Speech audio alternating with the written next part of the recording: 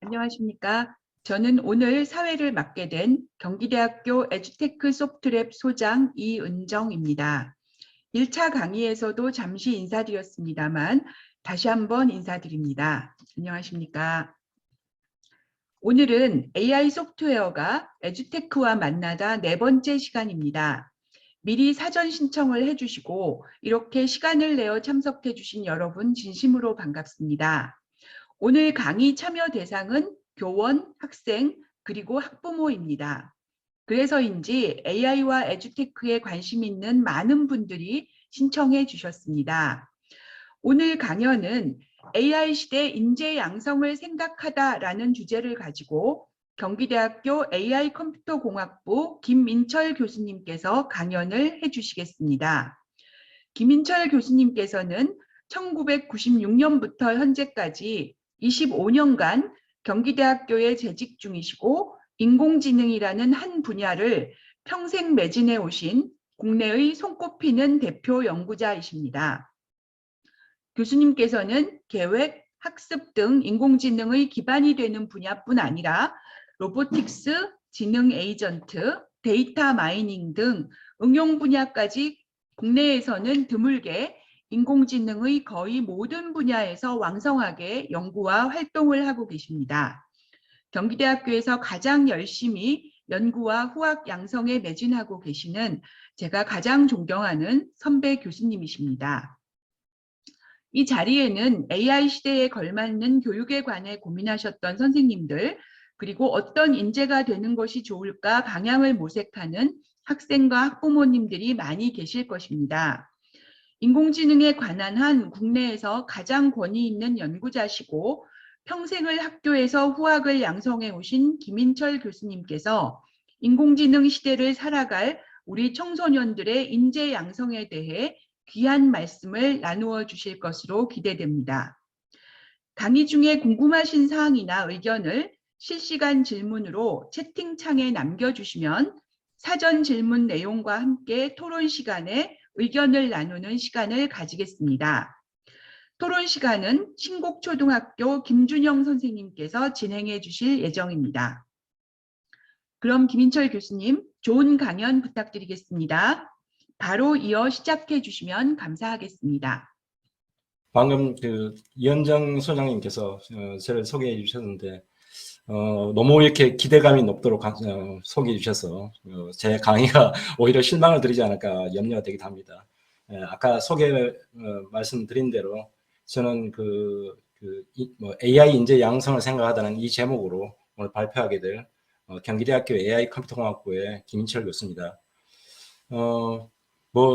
저는 아까 소개받은 대로 사실 그동안 계속 대학에서 대학의 주로는 아마 고학년 학부 학생들 또는 그 대학원생들이죠. 석박사 과정 학생들이랑 좀 넓은 인공지능, 물론 이제 여러 분야를 다루긴 했습니다만 주로 이제 이론적 연구, 뭐 어떤 좁은 특정 분야에 대한 인공지능 이론 이런 것들을 기술을 연구해 보다가 뭐 이렇게 좀 더 넓은 큰 담론들, 아마 오늘 제목과 같은 이런 인공지능 시대에 인재를 어떻게 양성해야 되냐, 솔직히 말하면 그런 생각을 깊이 할 기회는 많지 않았던 것 같아요.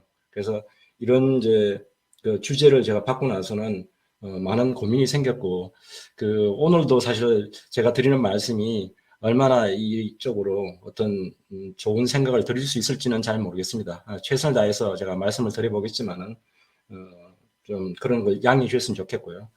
또 하나는 사실 또 제가 이렇게 오늘 욕심을 내서 범위를 좀 넓게 인공지능이 현재 기술 수준이라든가 또 전반적인 개념적인 얘기도 앞에 좀 드리고 나서 인재 양성에 대한 그 주제로 넘어가려고 하다 보니까 여러 자료들을 많이 제가 끌어다가 두서없이 많이 넣었습니다. 발표 자료에.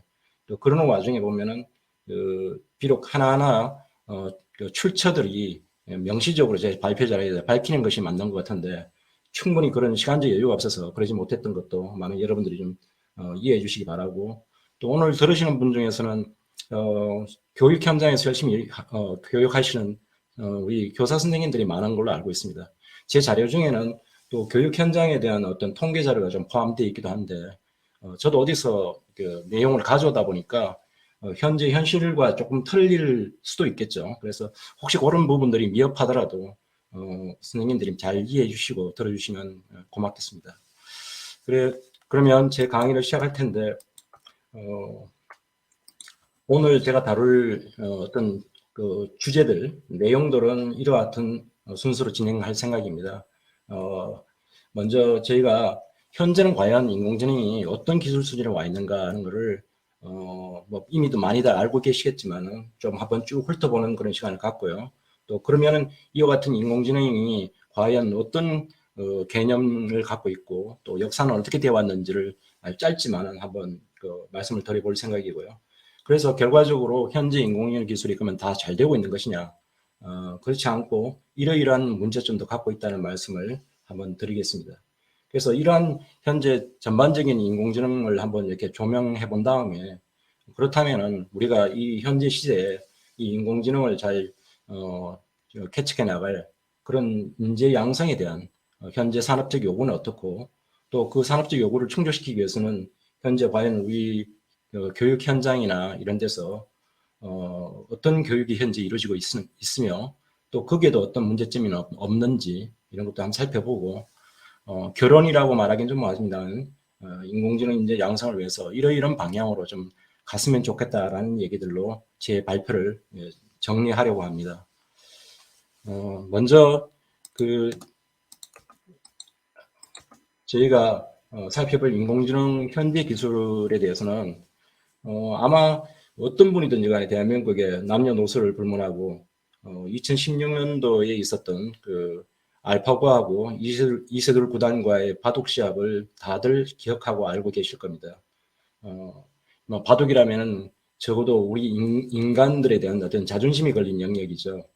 감히 인공지능이라는 시스템이 아니 발전해도 인간을 바둑이라는 영역에서 이길 수는 없을 거야. 우리가 슈퍼 인텔리전스를 가진 우리 인간들도 서로 이제 바둑이라는 난이도가 높은 게임을 두고서 서로 이제 이기기도 하고 경쟁을 펼치고 오랜 세월 동안 우리가 그 누려왔던 게임들이 아닙니까죠. 근데 결과는 잘 아시다시피 이세돌 구단이 이제 저희 편은 참패를 했습니다. 그게 2010년도에 있었던 그 구글 딥마인드의 알파고 얘기인데 사실 저희에게는 잘 알려지지 않았죠. 바둑이라는 것은 이제 동양권내에 있는 이 게임 문화다 보니까 우리한테는 그게 굉장히 큰 충격이고요. 이런데 실제로는 이게 한 10년을 거슬러 올라가서 1996년도에 저기 자료에 보다시피 IBM의 딥블루라는 시스템이 서양에서의 장기는 체스지 않습니까? 우리 바둑과에 비교된다면 그 체스 게임의 인간 챔피언 카스파로프를 이 딥블루라는 시스템이 이미 격파하고 이긴 적이 있습니다. 그러니까 인간 중에서도 보편적인 인간이 아니라 그 분야의 챔피언이라고 부를 수 있는 이런 휴먼 엑스퍼트들을 이런 컴퓨터 시스템, 인공지능 시스템이 인간의 능력을 뛰어넘은 거죠. 그런 사건들이 있었습니다. 우리에게는 잘 알려지지 않았죠. 일부 인공지능을 전공하시는 분들은 좀 알고 있었고 또 세인에게 일반인들에게 많이 알려졌던 것 중에서는 또 이것 또한 이제 우리 국내 사건이 아니었기 때문에 미국에 지금 보고 계신 이 퀴즈쇼, 제퍼디쇼라는 게 있습니다. TV에서 이루어지는 우리 같으면 장학 퀴즈 같은 그런 그 퀴즈쇼죠.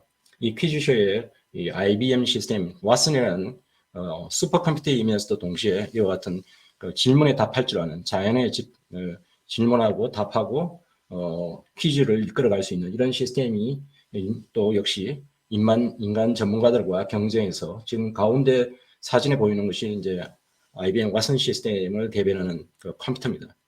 그래서 여기서도 역시 우승을 차지했습니다. 우리말로 하면은 연말 장원이 됐다는 거죠.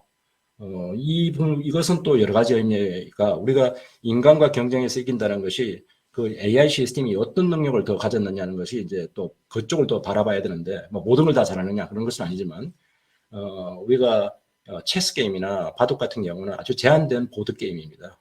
그리고 그 세계는 굉장히 닫힌 세계이고 굉장히 스몰 사이즈 세상이거든요. 그러니까 그거하고는 달리 지금 이 퀴즈쇼라는 거는 언어를 자연어를 쓰느냐 마느냐를 떠나서 굉장히 열린 세상이 됩니다. 우리가 여러분도 아시지만 상식적인 질문도 있고 굉장히 비유, 언유가 들어가 있기도 하고 굉장히 어렵죠. 그리고 그 어떤 질문에 답을 해도 해박한 지식을 갖고 있어야 됩니다.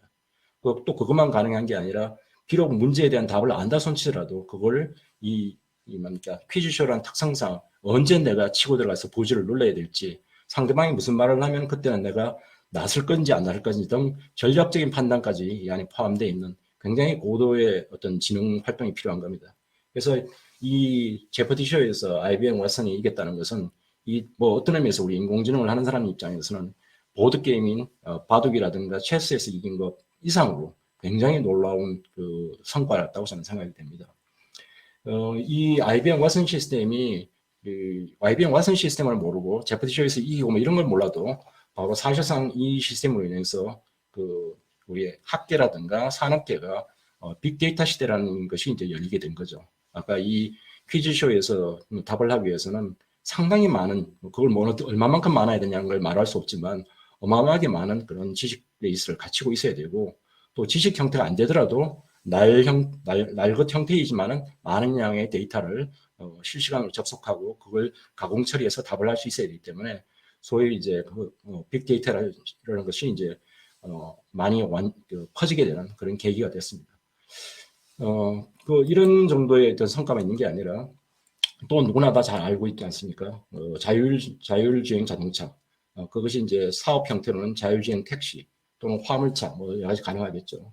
뭐 너도나도 지금은 매스컴에서 늘 이 자율주행 자동차에 대한 얘기는 많이 나오고 있어서 잘 알려져 있기 때문에 여러분들도 잘 아실 거라고 생각하고요. 여기 보면은 웨이모라는 뭐 그 자율주행 자동차 회사 중에 하나입니다, 그죠? 이 웨이모라는 것은 작년 10월에 샌프란시스코에서 뭐 일반적인 어떤 테스트나 연구용이 아니라 전면적인 시범 운행이죠. 이런 시범 운행을, 택시 서비스를 시범 운행을 시행했다는 그런 소식도 있고요. 또 우리나라도 여기에 이제 별로 크게 밀리진 않습니다. 현대자동차, 기아자동차는 세계적인 자동차 기업이고, 여기에 모셔널이라는 기업은 현대자동차가 미국에다가 합작으로 설립한 자율주행 자동차만을 개발하는 회사입니다. 이 회사도 라스베가스에서 약 10만 명, 이게 테스트 케이스가 많아야 되죠. 그래서 약 10만 명을 탑승시키고 운행하는 그런 테스트를 완료했습니다. 뭐 가까운 중국은 또 굉장히 인공지능에 아주 거세게 진보적으로 나가고 있는데, 위라이드라는 이 자율주행 시스템은 중국 광저우에서 올해 2월에 이미 사업 허가를 취득했습니다. 약간은 어떤 의미에서는 우리 자유민주주의 국가에 비해서 아직은 그 사회주의가 있는 이런 국가들에서는 또 과감하게 어떤 위험이 있더라도 그런 모험적인 어떤 사업이나 연구를 할 수 있는 또 그런 장점도 있죠. 어째서 그래서 중국에서는 지금 이러한 식으로 또 뭐 이미 잘 알려져 있기는 얼굴 인식 기능들, 어딘가 기관을 출입할 때 얼굴 인식 기능을 위해서 그게 거의 만연한, 일부 우리처럼 뭐 시범 케이스 몇 군데가 아니라 그런 식으로 중국은 지금 인공지능에 아주 매진을 하고 있고 그렇습니다. 뭐 자율주행에서 이외에도 우리가 아주 가까이서 금방금방 볼 수는 없지만 굉장히 우리는 이제 건강 문제가 심각하지 않습니까?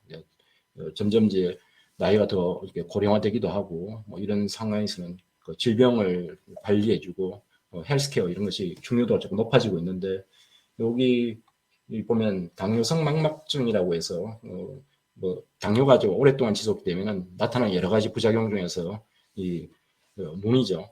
망막에 이상이 생기고 심해지면 이제 실명까지 오는 그런 무서운 병이라고 합니다. 전 세계 한 4억 명 정도가 이런 당뇨병에 의한 망막증을 앓고 있는데, 이거를 구글에서 개발한 자동 진단 시스템이죠. 자동 진단 시스템이 적용이 돼서 보고된 바에 의하면 전문의가 실제로 이 진단하는 게 정확도가 83%라면 이것 또한 AI가 90%더 정확도를 높게 보여주고 있다고 합니다. 그래서 현재 이놈이 미국 시각청에서 이미 현장에 쓰일 수 있도록 성능이 떨어졌다고 합니다. 우리가 실험실에서 어떤 것이 되더라 안 되더라 발표하는 거랑 이와 같이 실제로 사람에 쓰라고 공식적으로 정부에서 인정해 줄 만한 하던 거하고는 레벨 격차가 굉장히 크죠. 그래서 뭐 물론 이제 의학 분야 이런 데 인공지능이 쓰이기 시작한 것은 아주 오래된 얘기입니다. 이렇게 쓰였다는 표현이 그쪽을 겨냥해서 개발을 해봤다, 연구용이다 이런 걸 많지만 현장에 쓰인다는 것은 또 다른 얘기가 되겠습니다. 나머지 뭐 꼭 여기 당뇨병 이런 데만 그런 게 아니라 우측에 나와 있는 유방암 진단에도 역시 AI 시스템이 적용됐고 여기에서도 뭐 전문의와의 어떤 그 비교를 해보니까 훨씬 더 능가하는 성능을 보여줬다고 그렇게 알려져 있습니다. 이와 같이 이렇게 질병 진단이라든가 이런 데도 우리 건강과 직결되는 분야도 AI가 지금 많이 쓰이고 있고요. 그런가 하면 또 전혀 다른 분야이기도 하죠. 바로 우리가 뭐 주식 관리 투자를 하거나 뭐 그러니까 파이낸스 이런 이 파트에도 이게 많이 적용되고 있는데 그 중에 대표적인 것 중에 하나가 이게 캔쇼라는 시스템이 많이 알려져 있습니다.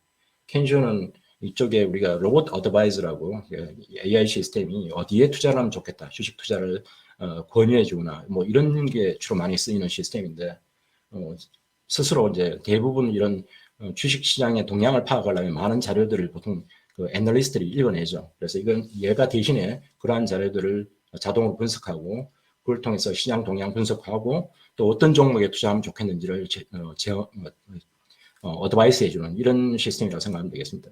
뉴욕타임스에 나와 있는 얘기로는 그쪽에 보고된 바로는 뭐 연봉 한 50만 달러, 이제 고액이죠. 50만 달러 고액을 받는 그 전문 애널리스트가 40시간이나 걸려서 할 수 있는 일을 얘를 약 수분 만에 처리할 수 있다. 뭐 이런 식으로 뭐 이렇게 놀라운 어떤 그 기사를 싣기도 했습니다. 그 또 다른 그 기관으로서는 투자은행인 골드만식스가 이 앞에서 말한 이러한 이제 기술적인 발전들을 토대로 과감하게 자기 내부에 구용하고 있던 주식 트레이드를 해고를 하는 거죠.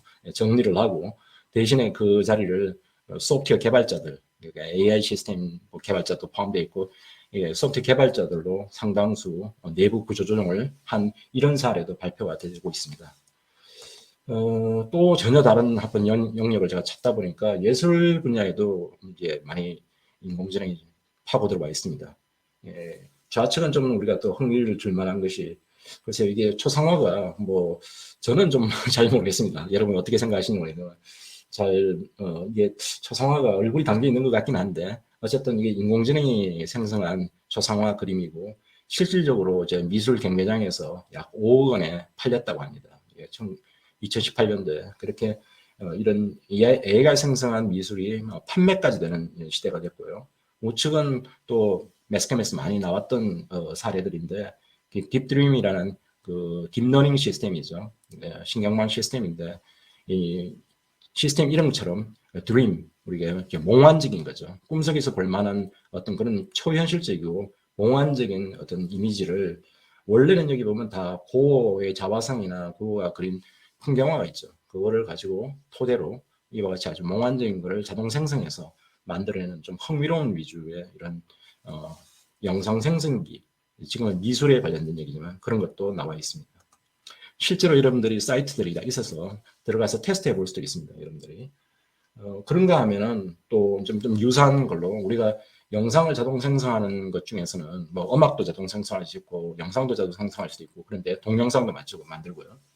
영상 생성 중에서는 또 스타일 전이라고 해서 우리가 어떤 여기 지금 보면 모네, 인상파 화가의 모네가 있지 않습니까? 그 인상파 모네만이 갖는 특별한 어떤 화풍이 있을 텐데 그 화풍을 기존에 있던 모네의 그림 영상으로부터 알아내가지고 학습이죠. 또 학습을 해서 스타일을 학습한 다음에 그 동일한 스타일을 일반적인 사진에다가 풍경화 사진에다가 이렇게 투입하면 이 모네 스타일로 바뀌는 거죠. 모네 스타일이 그림으로 바뀌는. 또 필요하다면 이걸 다시 사진으로 변환하고 똑같은 스타일의 일들을 이렇게 이제 일반적인 말과 얼룩말 간에 일반적인 말을 얼굴말로 이제 둔갑화시키는 겁니다. 그리고 뭐 풍경 사진도 겨울 사진을 여름 풍경으로 또 여름을 겨울로 이런 식으로 왔다 갔다 얼마든지 사실 이 밑에는 이제 많은 양의 데이터로부터 특정한 어떤 여름이다 겨울이다고 하는 스타일을 학습했다는 것을 전제로 이야기합니다. 뭐 그게 가능하다면 이렇게 양자 간에만 변환이 가능한 게 아니라 이와 같이 풍경화를 사진으로 찍어 놓으면 앞에서 다뤘던 그 배웠던 그 스타일을 적용한다면 얼마든지 인상파 화가인 모네 스타일로 화풍으로 변환하거나 또는 뭐 고 스타일로 변환하거나 세잔 스타일로 변환하는 것도 가능할 것이고요. 저는 잘 모르겠습니다만 유키우에라고 일본 에도 시대의 화가가 있다고 합니다. 그 사람의 화풍으로도 이렇게 영상을 변환해 줄 수 있는 그러니까 자동 생성하지만 무조건 랜덤하게 생성하는 게 아니라 우리가 어떤 방향으로 어떤 스타일로 영상을 생성해달라고 하는 우리의 요구를 반영한 이런 식의 생성도 가능하다는 얘기죠. 그런가 하면요. 이미 뭐 많은 분들이 그 매스컴에서 보셔서 알고 있겠습니다만 인간과 거의 동일하게 생긴 아바타를 만들고 그 아바타가 외형만 갖고 있는 게 아니라 지금 보고 계신 것처럼 실제 김주아 아나운서 앵커처럼 대화하고 뉴스를 전달할 수 있는 이런 바로 인공지능 아바타도 많이 보급되어 있는 상황입니다. 자, 또 이제 저희가 보는 것 중에 하나는 뭐 우리 모두가 다 사랑한다고 해야 되나요? 이미 이제 일찍 사망한 가수 김광석이 있습니다. 현재는 그분의 새로운 노래를 들을 수는 없잖아요. 근데 이미 사망한 김광석을 대신하는 AI 시스템이 현재 활동 중인 옥지연과 함께 새로운 노래를 듀엣으로 이렇게 만들어서 발표하는 이런 것도 우리가 현재 볼 수가 있는 그런 상황이 됐습니다. 자, 지금까지 제가 다른 건 이제 적용되고 있는 것들 뭐 여러 가지가 있지만 영상에 관한 얘기 뭐 이런 것들을 많이 다뤘지 않습니까? 비디오나 음악 이런 것까지. 근데 또 우리가 자이너라는 것은 인간이 그동안 정말 갖고 있는 고유의 어떤 능력이고 의사소통의 수단이고 지식 전달 수단이기도 한데 이 자이너 처리에도 놀라운 성과를 보이고 있습니다. 특히 최근에는 우리가 인공지능이 적용되어서 보여주는 시각지능 쪽에 많이 발전됐다고 그동안 그렇게 생각했었는데 최근에 와서는 오히려 그동안 이게 상당히 장애의 벽으로 느꼈거든요. 언어라는 것이 굉장히 우리가 원하는 대로 잘 자동으로 이해하고 번역하고 하는 게 잘 되지 않았습니다. 여러분들도 경험이 있지 않습니까? 과거에 이제 구글 번역기에다가 번역을 해달라고 한국말을 쓰고 영어로 번역하라고 하면 영 마음에 들지 않습니다. 뭐 영어를 주고 한글로 번역하라 해도 품질이 굉장히 마음에 안 들었는데 요사이 와서 딥러닝 시대가 되고 수많은 많은 이제 양쪽 언어로 되어 있는 그 글들, 텍스트 데이터가 있다 보니까 그걸 활용해서 훈련을 통해서 생성된 결과물은 지금은 굉장히 놀라운 수준으로 바뀐 것 같아요. 지금 요 좌측에 제가 내린 거는 여러분들 많이 쓰고 있을 수도 있는데 네이버의 파파고라고 하는 언어 번역 시스템이죠. 그래서 위에 한글로 되어 있는 걸 밑에 이제 영어로 번역해 준 건데 글쎄요 뭐 제가 영어 전문가는 아닙니다만 굉장한 품질의 영어를 만들어주고 있는 것 같습니다. 그동안 우리 인간이 많이 바라왔던 거죠. 언어에 대한 언어 장애가 좀 있다 보니까 장벽을 뛰어넘을 수 있는 거죠. 인간과 인간이 소통할 수 있는데 더 도움이 되게 이렇게 다가갈 수 있는 거죠. 또 하나는 우리 보통 보면 글쎄 우리 학교 다닐 때 보면 이런 거 많이 했던 것 같은데 긴 어떤 글을 읽고 나서 그걸 핵심만 취해가 간결하게 요약하는 거. 우리 일반 생활 속에서 이런 것들이 많이 필요하기도 합니다. 그래서 자동으로 긴 글 안에 어떤 핵심적인 내용만을 뽑아서 더 압축시킨 짧은 글로 만들어주는 요약문이죠. 요약문을 생성하는 이런 것도 내용을 잘 알아야 사실 요약할 수 있죠. 아무렇게 뽑는 게 아니기 때문에. 그래서 문장 요약 이런 것도 잘하고 또 여기 제가 직접 넣지는 못했습니다만 여러분들도 인공지능이 직접 기자들을 대신해서 기사를 쓰는 이런 일들 뭐 많이 보고가 되고 있지 않습니까? 굉장히 그럴듯한 글들을 쓰고요. 또 저희가 좀 부끄러운 얘기는 합니다만 이 연구하는 사람들의 연구 논문도 여러 논문들을 짜집기 위해서 마치 그럴듯하게 일반 인간 연구자들이 논문 쓰는 것처럼 그런 것들도 만들어냈다고 하는 발표들도 많이 보고되고 있습니다. 우측에 나오는 토케릭 테스트는 늘 우리 국어 시간에 시험 보실 때 수능이 지나간 지 얼마 안 됐는데 이와 같이 무슨 긴 지문을 주고 나서 그 지문에 관한 질문을 자연어로 주면 그에 대한 답을 자연어로 또 답하는 이와 같이 토케릭 테스트라고 지금 제목을 붙였는데 이런 것도 훌륭하게 잘 해냅니다. 또 뿐만 아니라 우리가 오늘날에 와서는 여러 가지 SNS가 발전하고 인터넷에 기사라든가 이메일 뭐 넘쳐나잖아요. 이런 문장들이. 그래서 어떤 그 평가 글들이 블로그에 올라오거나 이런 글들을 보고서 이걸 일일이 사람이 어떤 분류를 하거나 요새 같으면 정치 이제 여러 가지 의견들이 올라오면 뭐 지지자들의 의견인지 뭐 비판하는 글인지 뭐 이런 것도 판단할 필요가 있고 이럴 텐데 이런 것들을 기계적으로 자동으로 판단하는데 현재 자연어 처리가 잘 적용되고 있다는 말씀입니다. 물론 판례들도 자동으로 분류해서 그 사례들을 모아놓은 판례 갖고 현재 사건들을 얘기해주면 현재 사건이 과연 어떤 식으로 판결이 날 건지를 예상해 준다든가 이런 식의 텍스트 분석에 굉장히 많이 쓰이고 있습니다. 최근에 제가 이제 저도 한 몇 달 전에 접한 그 얘기인데 저희 프로그램을 전문으로 하는 이게 컴퓨터 공학과에 있는 또는 프로그래머들한테는 굉장히 큰 충격적인 얘기죠. 뭐냐니까 자동 프로그래밍 해주는 자동 코드 생성입니다. 이건 오토매틱 프로그래밍이라고 인공지능이 초창기에 많은 꿈을 가지고 이쪽으로 가려고 했지만 사실 이게 뭐 쉬운 일이 아닙니다. 우리 아까 전에 초인텔리전스인 인간들도 전문적으로 컴퓨터 공학과 또는 컴퓨터 과학과에서 열심히 몇 년에 걸쳐서 트레이닝을 해도 프로그램을 잘 짤 수 있을까 말까 하는데 감히 또 이 영역을 인공지능이 대신 프로그램을 짠다? 이게 참 상상하기 어렵지 않습니까? 그런데 어쨌든 터무니없지 않고 상당한 솜씨를 지금 보여주고 있는 게 여러분들도 이 사이트에 들어가서 보실 수가 있습니다.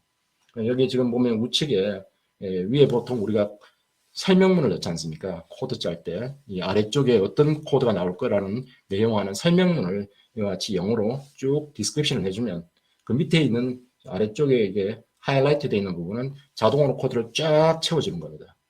이 AI 시스템이. 그래서 뭐 멀쩡한 코드가 만들어지고 실행이 될 수가 있습니다. 물론 모든 게 가능하지는 않죠. 일반적인 그렇지만 상당 부분 우리가 놀라울 정도의 결과가 나오는 것은 사실입니다. 그럼 과연 이게 어떻게 가능하겠느냐인데 이것 또한 아까 자연어 처리, 지금 굉장히 자연어 처리, 특히 잉글리시는 엄청난 능력을 갖고 이해하고 있다고 생각하시면 됩니다. 우리가 상상 이상으로 언어 이해력이 높아요, AI가. 그래서 GPT-3라는 거 지금 현재 실제 일반인에게 공개도 안 하는, 그죠? 보통의 경우에는 언어 모델을 다 공개를 하는데, 오픈 AI가 개발한 GPT-3는 현재 자기네들이 폐쇄적으로 갖고 있고, 그걸 활용한 데모는 이제 열어놓고 있습니다만, 이거를 누가 이용할 수 있도록 오픈하고 있지는 않은데, 이 언어, 자연을 이해할 수 있는 이 모델하고, 우리가 훈련시키려고 그러면, 학습시키려면 실제 코드, 소스 코드가 있어야 됩니다. 근데 그 수많은 소스 코드가 어디 있느냐? 우리가 GitHub이라고 하는 이 보통 GitHub에다가 오픈소스를 엄청나게 올려놓죠. 물론 언어도 다 틀리고. 근데 그 GitHub에 올라와 있는 오픈소스 때 그 안에 있는 설명문도 있고 또 그 설명문을 이해하기 위한 언어 모델도 있고 이것들을 가지고 독특한 방식으로 학습을 시키는 아직 이게 과연 구체적으로 어떻게 했는지까지는 일반에게 알려져 있지 않습니다. 불과 한 몇 달 전에 이런 시스템 자체를 그냥 소개하는 것들이 지금 올라왔을 뿐이고 안에 내부에 어떤 방식으로 학습을 하고 구현했는지는 아직 오픈되어 있지는 않은 상황입니다. 여기 보여주는 거는 지금 내용상 무슨 코드인가 하는데 웹 서비스를 이미 이제 만들어져 있는 인터넷상에 웹 서비스 프로그램도 있거든요. 근데 그것들을 호출해서 내가 지금 입력을 어떤 문장이나 문단 글을 줄 테니까 그 글을 읽어보고서 이것을 좋습니다, 아닙니다 이렇게 좋다 나쁘다를 자동으로 판별하기 위한 코드를 짜라 했더니 이와 같이 아래쪽에 코드를 생성한 그런 예입니다. 자, 그런가 하면은 우리가 지금 제가 또 이렇게 조금 옮기 다니면서 영상에 관한 얘기, 응용 분야 뭐 이런 걸 했고 또 자연에 관한 응용. 근데 이게 따로따로 노는 게 아니라 멀티모달로 영상도 이해해야 되고 자연에도 이해해야 되고 그 두 가지가 다 종합적으로 이해해야만 할 수 있는 일 그런 것들도 굉장히 많이 개발되고 있는데 여기 지금 그 중에 대표적인 하나가 우리가 글로 자연으로 어떤 이런 영상을 만들어 달라는 식으로 디스크립션 설명문을 주는 거죠. 뭐 예를 들면 저기 코가 오똑한 매력적인 남성 자, 이러면 그 말에 부합하는 이게 다 자동 생성되는 영상들입니다. 예, 검색이 아니고 찾아주는 게 아니라 영상을 생성한 겁니다. 이와 같이 과연 오똑하고 매력적인 남성인지는 여러분들이 판단하고요. 이와 같이 뭐 만들어준다든가 뭐 달걀형처럼 얼굴에다가 뭐 굉장히 짙은 화장을 한 그래서 미소를 짓고 있는 여성 하면서 생성되는 사진들 물론 완전 무에서 만드는 건 아니죠. 그냥 토대가 되는 영상들이 있고 그 토대가 되는 영상들로부터 저와 같은 이제 영상들을 새롭게 생성해서 만들어주는 거죠. 뭐 아래쪽에도 아주 뭐 회색 그레이스카 색깔의 머리에다가 뭐 미소를 짓고 있는 나이가 지긋한 여성들 해서 이와 같이 만들어진 결과 뭐 특별히 예외적으로 틀린 예는 없는 것 같아요. 지금 올라와 있는 거 보면 이와 같이 텍스트를 제대로 이해해야 되고 아주 종합적인 지능이죠. 텍스트를 자연어를 이해했다 치더라도 그걸 원하는 대로 영상을 만들어내는 건 또 다른 얘기가 되겠습니다. 이와 같은 종합적인 지능이 요구되는 이런 분야에도 성공적으로 잘 하고 있다는 겁니다. 또 마찬가지로 우리가 약간의 어느 쪽 우리가 청각장애도 있을 수 있고 시각장애도 있을 수 있고 인간이 갖고 있는 우리가 물론 다 잘하고 있지만은 장애가 있을 수도 있지 않습니까? 그러면 그걸 이제 우리한테 얼마나 인간의 약점을 도와줄 수 있는 이런 기술로도 이와 같은 그 시각지능과 그다음에 이게 언어인의 이해지능을 잘 합칠 수 있거든요.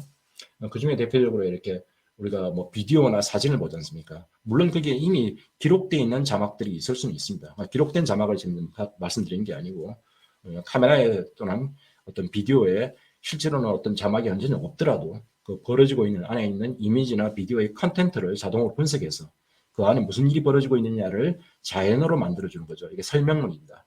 설명문을 생성하는 뭐 전체적으로 쭉 지켜본 다음에 한마디로 한 문장으로 정리해 주는 것도 있고요.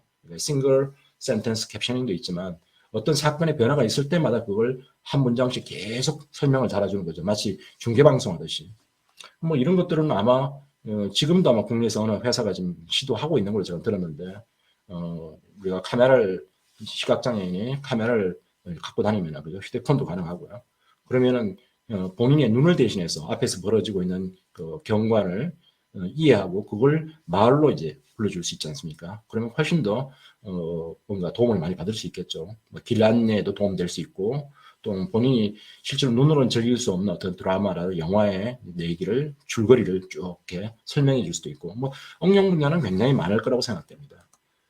그런가 하면 이제 요거는 또 똑같이 어떤 이미지를 영상이나 비디오를 주고서 그 내용을 이해했다고 치고 이 안에 나오는 어떤 일이 벌어지고 있는지를 또 내용에 관한 질문을 자연어로 던지면 그 질문에 대한 답을 또 자연어로 할 수 있는 그런 Visual Question and Answering 이와 같은 분야도 굉장히 성능이 발전됐습니다. 이거 지금은 한 7년 정도 이상의 이제 시간이 흘렀는데 시작한 뒤부터 지금은 굉장한 수준으로 발전됐기 때문에 이것도 조만간에 실제로 몸에 와 닿는 여러 가지 응용들이 지금 나타날 거라고 생각됩니다. 지금은 이제 챗봇이나 뭐 이런 것도 있지만 챗봇이라는 그냥 단순 자연어와의 대화지 않습니까? 근데 그게 아니라 우리가 현실적으로 어떤 영상까지를 이해하면서 대화를 나눌 수 있다 그러면 질문하고 답한다면 훨씬 더 우리에게 좋은 어떤 어플리케이션들을 만들어낼 수 있을 거라고 생각됩니다.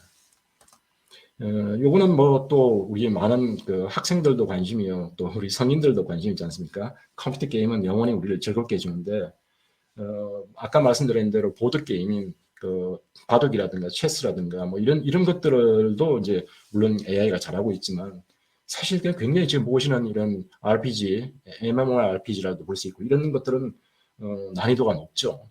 난이도가 높고 프로 게이머들이 여기서 이제 활동을 하고 이러는데 하지만 이 영역조차도 지금 대표 게임이죠. 저도 잘 게임을 안 합니다만 스타크래프트는 누구나 다 알고 있지 않습니까? 스타크래프트에서 마치 우리가 바둑에서 알파고가 있듯이 스타크래프트에서는 알파스타가 이미 이 휴먼 전문 프로그램 게이머들을 이제 이긴 사례들이 쫙 발표가 됐습니다. 이건 좀 오래된 얘기고요. 오래됐단 말이 편합니다. 요새는 1년만 지나도 옛날이라고 그러지 않습니까? 그리고 우측은 또 유사합니다만 도타라고 하는 거의 비슷한 게임인데 이쪽에서 이제 기관이 이쪽은 구글 딥마인드고 이쪽은 비영리 기관인 오픈 AI라고 하는 기관에서 이게 5대5의 어떤 상황입니다. 그래서 이게 오픈 AI 5라고 불리는 AI 시스템인데 이게 여기도 역시 전문 프로그래머들이 5명의 프로그래머들이 한 팀이 되고 이쪽은 이제 AI 시스템이죠. 그 NPC들을 다 AI가 제어하는 겁니다. 그래서 여기서도 또 인간의 프로게이머들을 능가하는 결과 이 한때는 인터넷으로 생중계를 했었습니다. 그래서 뭐 국내에 알고 있는 분들은 막 들어가서 이 경기를 봤죠. 이와 같은 일들이 지금 많이 이제 되고 있다는 거죠. 그다음에 이제 뭡니까 우리 어떻게 보면 이제 그 프로그래머로만 여러 가지 할 수 있는 거는 무궁무진합니다만은 결국 또 현실 세계에서 우리한테 도움 주기 위한 또 하나의 중요한 수단이 뭡니까? 바로 기기에 AI 시스템이 들어가서 결합돼서 하나의 우리한테는 이제 로봇처럼 보이는 거죠. 로봇처럼 보인다는 말을 하고 바디, 몸체가 있는 인공지능 시스템으로서 이와 같은 대표격인 게 로봇입니다. 뭐 많이들 워낙 이제 인공지능만 소개할 때 되면 단골 손님으로 등장하는 이 로봇들이라서 많은 분들이 이미 알고 계실 겁니다. 유명한 미국의 버스턴 다이나믹스라고 뭐 놀라운 거죠. 이 밑에 보고 있으면 사실 과연 이게 기계인가 정말 동물 같지 않냐라는 생각이 듭니다. 짐승이라고 생각되는. 위는 휴머노이드, 맨 버스턴 다이내믹스에서 개발한 휴머노이드 아틀란티스라고 하는 놈인데 뭐 덤블링도 하고 저 무게가 상당하거든요. 배터리 뒤에 장착하고 있는데 저걸 가지고 또 분명히 저런 놀라운 그 회전도 하고 자세 잡고 뛰어다니고 굉장히 굉장한 것 같아요. 이 놀라운 회사를 우리 현대자동차가 인수를 했죠. 처음에는 구글에서 인수했다가 구글이 이제 다시 되팔아서 그걸 현대자동차가 지금 인수해 있는데, 현대자동차가 자동차 회사의 면모를 벗어나서 앞으로 과연 뭐 로보틱스, 이 로봇까지 어떤 결과를 보여줄지 아주 참 기대가 되고 있습니다. 나머지 뭐 현재 물류 공장에서 일하는 것들, 뭐 아래쪽은 그냥 저희가 뭐 장갑 게임 하지 않습니까? 인간들도 그렇게 블락 쌓기 빼고 놓고 뭐 이런 것들도 하는 아주 다양한 것들이 많습니다. 현실적으로 여러분들은 뭐 커피 타주고 저기 셰프들 대신해서 뭐 하고 하는 거는 뭐 다 알려져 있지 않습니까? 그리고 저기 모바일 서비스 하고 있는 거는 뭐 어디 가도 요새는 저기 간단한 식당 가도 저는 흔히 많이 볼 수 있는 그런 로봇들이 많이 적용되고 있다는 겁니다. 우리가 이런 종류만 있는 게 아니라 이 인공지능 시스템이 과학적인 발견, 우리 자연과학을 연구하거나 이런 과학적 발견에도 상당히 많이 적용되고 있습니다. 그중에 대표적인 것들을 보면은 이 단백질 구조를 분석하는 일은 제가 뭐 이쪽에 아주 전문가는 아닙니다만 우리가 약이라고 하는 것 자체가 그 화학 단백질의 조합이지 않습니까? 그래서 우리 질병을 갖다가 어떻게 치유하기 위해서는 이 단백질 구조상을 얼마나 잘 붙어서 기능을 하도록 하느냐, 뭐 이런 문제인 걸로 저는 알고 있고요. 그래서 단백질 구조를 제대로 분석해내는 일은 굉장히 어렵고 또 중요한 일이 되겠습니다. 직격탄이 신약 개발에 직접 쓰이는 거죠. 그래서 이 중요성 때문에 이게 보면 이쪽 커뮤니티들, 바로 이게 생화학 하시거나 신약 개발하시는 분들 사이에 이런 경진대회들도 굉장히 많이 오픈되어 있는데, 요 지금 알파 폴더, 이게 먹박하면 알파가 나오죠. 알파 폴더라는 놈이 폴딩되어 있는 구조 한다, 뭐 이런 의미겠습니다.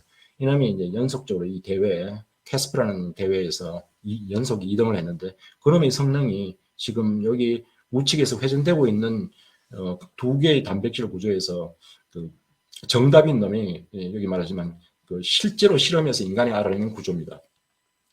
experimental result라는 것 자체가. 그리고 파란색이 이제 얘가 예측해놓은 건데 정확도가 그냥 뭐 각각 보면 90%, 93% 정도의 정확도를 내는 겁니다. 그러니까 굳이 그렇다면은 인간이 그동안 실험실에서 이걸 여러 가지 방법으로 복잡다단한 이게 제가 들어보니까 뭐 웻하다, 드라이하다 이런 표현을 쓰더라고요. 그쪽 그 생화학 전공하시는 분이나 이쪽에 신약 개발하시는 분들이 그 실험실에서 직접 실험하는 것을 그런 표현을 웻이라고 표현하더라고요. 손에 물 묻혀가면서. 근데 그렇지 않고 그냥 단순히 컴퓨터 앞에 앉아가지고 이와 같은 결과를 만들어낼 수 있다면 정말로 놀라운 그 일이 될 수 있겠죠. 그래서 이런 분야에도 많이 적용되고 있다고 볼 수 있습니다. 제가 조금 상당히 시간을 많이 좀 보냈는데 현재 이미 많은 분들이 알고 있지만 인공지능 기술이 이 정도까지 와 있다는 것을 한번 리마인드하는 그런 기회가 됐으면 좋겠습니다. 그렇다면 과연 이런 인공지능이 과연 뭐라고 볼 수 있냐, 인공지능 기술이 뭐냐, 지능이 뭐며 인공지능이 뭐냐, 이걸 얘기를 할 필요가 있을 텐데 많은 학자들이 인공지능에 대한 얘기를 그동안 많이 해왔습니다. 근데 너무 이렇게 정형적인 얘기를 여기다 올려놓는다는 것도 크게 적합한 것 같지는 않고요. 그냥 좀 인포멀하게 저희가 보면은 뭐 편하게 얘기하는 것 같습니다. 기계가 머신이죠. 프로그램일 수도 있고 이제 피조물일 수도 있고 있는데 이 기계가 어떤 지능적인 행위를 할 수 있도록 그렇게 해주는 가능한 기술들은 다 인공지능 기술이라고 볼 수 있겠죠. 그러면 다시 말이 지능적인 행위가 뭐냐? 지능적인 행동이 뭐냐? 이러면은 우리가 꼭 움직이는 것만의 행동이 아니고 여기 보면은 보고 듣고 말하고가 뭡니까? 우리 인식 행위죠. 그러니까 제가 말씀드린 시각지능, 청각지능, 그다음에 어쩌면 그 언어지능이라고 말하잖아요. 이런 것들을 그냥 인식하려고 해도 이것도 굉장한 지능입니다. 아까 자연말을 알아들어야 되고 내 앞에 벌어지는 영상을 이해해야 되고 그죠? 그래서 인식에 관한 부분도 다 지능 행위이고 그런 다음에 이제 겉으로 보이진 않지만 머릿속에서 현재 주어진 문제를 어떻게 풀어야 될 것인가. 다양한 것들이 문제가 될 수 있을 텐데 그런 문제들을 해결하고 또 매 순간 취해야 될 행동을 가장 바람직한 행동, 가장 올바른 행동 이걸 결정할 줄 아는 계획을 수립하는 기능 이런 것도 다 중요한 지능 행위죠.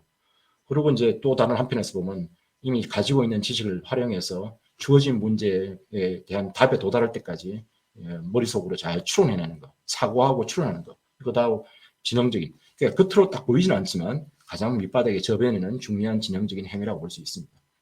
그 다음에 또 이제 오늘날 굉장히 중요한 그 기술로 돋보이는 거죠. 뭐냐, 이 기계 스스로가 인간처럼 뭔가를 배울 수 있는 거죠. 데이터로부터 배우거나 본인의 경험으로부터 배우거나 이런 학습 기능이 또한 지능적인 행위에 속한다고 볼 수 있겠습니다. 그 인공지능이 그러면 뭐 어떤 분들은 그런 분이 많지는 않겠지만 최근에 그냥 탁 등장한 그런 학문 분야이자 기술 분야가 아니냐. 결코 그렇지 않습니다. 굉장히 역사가 오래됐습니다. 이게 거의 보통 우리가 저 학계에서 말할 때는 1950년대부터 출발했다고 하거든요. 과연 1950년대에 컴퓨터가 있었겠습니까?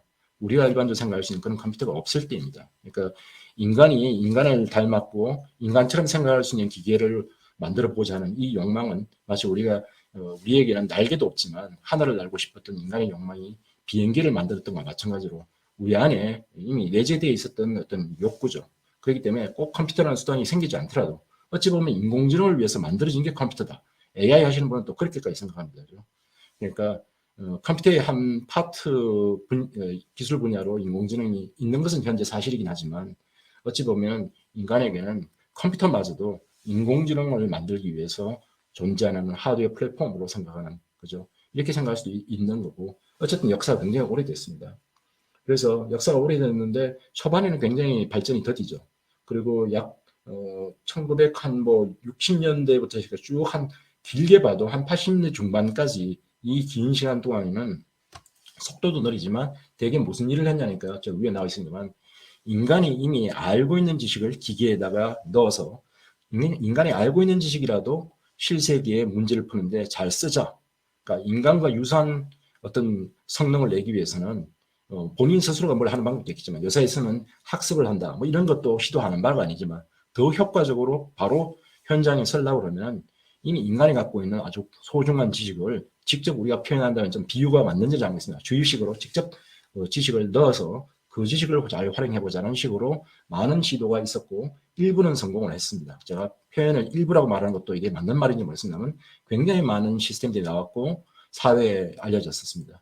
그걸 이제 전문가의 지식을 넣었다고 해서 전문가 시스템이라고도 하는데 뭐 의사를 대신한다, 법률가를 대신한다 등등등 각 분야에 본물트리셋이 이런 지식 기반 시스템들이 개발됐고요.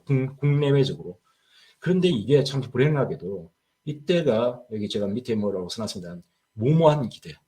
그러니까 뭔가를 이거 의사 대신에 이런 걸 진단해더라, 처방도 하더라, 뭐 이런 말들이 너무 이제 과장되게 표현이 되고 또 언론에서도 이렇게 많이들 얘기를 했습니다. 그러니까 일반인들이 뭐 안에 원리를 이해하겠습니까? 뭐 일반적인 그렇지 않습니까? 그러다 보니까 기대가 너무 높아지면 그 기대는 마치 우리가 SF 공상과학 소설이나 영화에 나온 것처럼 또 과도한 불안감도 냅니다. 지금도 아마 여러분들이 오늘 제가 볼 때 뭐 그런 질문이 나올 수 있겠습니다. 삽시의 인공지능이 우리 직업들을 다 뺏어가고 우리는 뭐하고 살아야 되냐 이런 불안감이 사실 80년대에 이미 다 있었습니다. 그래가지고 이렇게까지 빨리 인공지능이 우리를 대신할 수 있다면 과연 인간은 뭘 하고 살아야 되겠냐 이런 이제 쓸데없는 걱정까지가 나올 정도로 너무 많은 뻥튀기가 된 거죠. 기대가 너무 커져서 그것이 오히려 인공지능을 내리막길로 가게 만들었습니다. 그러니까 이제 뭘 좀 해보려고 그러는 그걸 가지고 너무 침소봉대를 하게 되면 기대가 너무 앞서가는 거죠. 그런데 과연 정말 이게 만들어졌던 놈이 인간을 대신할 만큼 상식적인 추론도 하고 뭔가 말도 잘하려고 하냐? 전혀 아니었습니다. 극히 세부적인 전문적인 지식을 좀 넣었다가 그걸 꺼내서 답하는 이런 상태지 우리가 생각하는 보편적인 우리 충분히 지능적이라고 생각하는 한 우리 애들 한 10세 정도의 8세에서 10세 정도에 되면 정말 지능이 굉장하거든요. 그런 존재를 우리가 지금 현재 만들어봤냐? 못 만들었습니다. 근데 그런 정도를 만들어야 되는데 그게 쓸데없이 뭐 변호사의 지식을 법률 지식을 막 때려놨다가 물어봐서 그게 텍스트로 쭉 나온다고 해서 과연 우리가 원하던 인공지능 시스템이냐? 뭐 이런 이제 그렇죠. 그렇게 비판을 받으면서 갑자기 얘기가 뭡니까? 인공지능의 겨울 시절이 다가왔습니다. 우리가 학문적으로 얘기할 때 아무도 관심을 두지 않고 야, 그거 다 사기극이야. 인공지능 다 사기밖에 안 해. 말밖에 없고 사기극이다. 이런 식으로 해서 거의 그냥 쳐다보지도 않게 됐죠. 인공지능은 현실적이지 않은 그냥 말밖에 없는 거고 정말 적용될 수도 없는 놈을 괜히 뻥튀기 한다. 그래서 굉장히 괴로운 시절을 많이 보냈습니다. 그렇지만 그 시절에 이제 이런 비판에 부닥치면서 신경망이라는 오늘 말한 딥러닝의 기초가 되는 신경망이 등장을 했고 일부 그 신경망이 적용돼서 패턴 인식, 뭐 글자, 영상 인식 이런 데도 조금 적용됐습니다. 그렇지만 이거마저도 그러한 그 신경망으로 이해할 수 있는 그 지식이 우리가 기대했던 만큼의 고도의 문제를 해결하고 스스로 작업을 처리할 수 있는 이런 능력까지 확장될 수 있냐. 그렇지 않다는 걸 또 벽에 부딪힌 겁니다. 그러니까 얘가 해줄 수 있는 어떤 능력, 처리할 수 있는 영역과 기존에 있던 이런 지식 기반, 논리 기반 얘들이 해줄 수 있는 영역이 전혀 다르고 어느 하나로 우리가 기대하는 모든 지능을 만들어낼 수는 없다는 그런 걸 이제 절감한 거죠. 그러니까 긴 겨울을 맞으면서 실제 인공지능을 개발하거나 연구하는 사람들은 그때까지 쓸 수 있는 이 두 가지 기술들을 같이 혼합해서 뭔가 현실 시스템을 만들려고 하는 과정으로 들어갔고, 하지만 사회적으로는 굉장히 냉대를 받았습니다. 그러다가 그 2000년대에 들어오면서 아까 소개드렸던 몇 가지 사건들이 이제 발생했죠. 별로 관심을 안 뒀지만 우리 세계적인 기업인 IBM에서 아까 체스 챔피언을 이기는 그런 것도 만들어 봤고요. 아까 또 IBM이 IBM 왓슨 시스템이 제퍼디 쇼에서 이기는 이런 것들이 발표가 됐는데 결정적으로는 이제 2000년대에 들어오면서 딥러닝, 그러니까 신층신경망이라고 신경망을 더 확대해서 이 심층신경망을 두고서 다른 표현으로 딥러닝이라고 그러죠. 깊은 심층의 여러 계층을 사용하는 이 딥러닝 기술이 나오면서 앞에 제가 소개드렸던 많은 성공적인 사례들을 이제 만들어내기 시작했습니다. 그 덕에 2016년대 알파고도 이 안에도 뭐 강화학습도 들어가고 하지만 그 안에도 심층신경망이 들어가 있습니다. 이런 것들이 발전해서 오늘날까지 오고 있는데 과연 이 이후가 이렇게까지 또 계속 갈지, 이 기술로 과연 인공지능이 끝장을 볼 수 있을지, 그거는 아무도 지금 장담을 못하고 있습니다. 이거는 바깥쪽에서 잘 모르시는 분들은 오히려 더 모르기 때문에 자신 있게 인공지능이 뭔가 막 정말 끝까지 해줄 것처럼 보이지만 이 긴 세월을 보아왔던 인공지능을 정말 전문하는 사람들은 이것 또한 어떻게 보면 이 순간, 현재 순간에 이 딥러닝이라는 놈이 어느 정도의 유력한 후보로 지금 떠올랐다는 것이 이 기술이 끝까지 가서 우리 모든 지능 문제를 해결해 줄 것이다. 그건 아직 그렇게 보고 있지 않고, 또 대다수 지금 현재 전체 인공지능 연구자들의 생각은 포스트 딥러닝, 딥러닝 시대 이후를 지금 벌써 준비하고 또 다가오고 있습니다. 제 얘기가 좀 길게 했는데 현재 인공지능 역사를 조금 이렇게 살펴봤고요. 현재 그동안 인공지능 역사가 하도 오래됐으니까 인공지능을 바라보는 관점도 많이 변화가 있고 너무나 다양합니다. 근데 현재 와서는 대부분 다 인공지능이 뭐냐? 그러면 이렇게 딱 한마디로 얘기합니다. 지능형 에이전트 만들기. 그럼 도대체 또 다시 에이전트가 뭔데? 이렇게 묻지 않습니까? 에이전트는 자기가 여기 외부 환경에 자기가 놓여 있으면서 그 자기를 둘러싸고 있는 외부 환경이 뭔지를 본인이 센서를 쓰든 뭘 쓰든 외부 환경을 인식합니다. 외부 환경을 스스로 인식하고 그 환경 속에서 본인이 뭔가 행동을 해 나가야 되는데 그 행동할 걸 본인 스스로가 결정할 줄 안다. 그게 바로 자율존재죠. 자율적으로 환경에 놓여 있으면서 스스로 인식하고 그 인식된 정보를 바탕으로 행동을 결정하고 이걸 하는 게 에이전트인데, 지능이 붙으려고 그러면 그렇게 스스로 행동하더라도 그 행동이 올바른 방향으로, 자, 옳다는 말이 좀 필요합니다만 좋은 결과를 해야 되겠죠. 그죠?